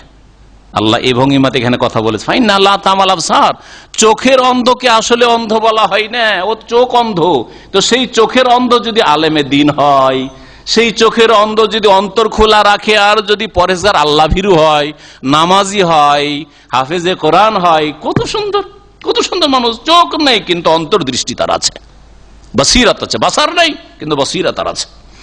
আল্লাহ পাক বলছেন যে ফাইনা লা তামাল আবসার, চোখ অন্ধ হইলে আসলে মানুষ অন্ধ হয় না, ওয়ালাকিন তামাল কুলুবুল্লাতী ফিস সুদূর, বরং অন্তর হৃদয় অন্ধ হয়ে গেছে এই সব মানুষ কাফেরদের, যেই হৃদয় বুকের মধ্যে রয়েছে, বুকের মধ্যে অবস্থিত, আল্লাতী ফিস সুদূর, বক্ষে অবস্থিত হৃদয় তাদের অন্ধ হয়ে গেছে। যার ফলে হৃদয় যদি অন্ধ হয়ে যায় তো দুই চোখ কেন, চার চোখ থাকলেও কোনো ফায়দা নেই। এই চার চোখ থেকে কোনো ফায়দা রয়েছে? আল্লাহ পাক রব্বুল আলামিন যেন আমাদের সকলকে হেদায়েত দান করেন, আমাদের সমাজের গোমরাহ পথভ্রষ্ট লোকদেরকে আল্লাহ পাক হেদায়েত দান করেন, যারা শিরকে বিদআতে লিপ্ত রয়েছে, বেনামাজি হয়ে রয়েছে, বিভিন্ন পাপে জড়িয়ে রয়েছে, আল্লাহ পাক সকলকে তওবা করার জন্য তৌফিক দান করেন। আল্লাহ পাক আমাদের হেদায়েতের উপর যেন অটল রাখেন, কায়েম রাখেন। আল্লাহ পাক মুসলিম শাসকদেরকে তাদের দায়িত্ব পালনের তৌফিক দান করেন, ইসলামী আইন প্রশাসনের আল্লাহ পাক রব্বুল আলামিন আর বাস্তবায়নের তৌফিক যেন দান করেন। আল্লাহ পাক রব্বুল আলামিন হকপন্থীদের, ভালো মানুষদের, কোরআন ও হাদিসের অনুসারীদের সাহায্য সহযোগিতা করার পাশে দাঁড়াবার যেন তৌফিক দান করেন। ওয়া সাল্লাল্লাহু আলা নবিয়িনা মুহাম্মদ ওয়া আলা আলিহি ওয়া সাহবিহি।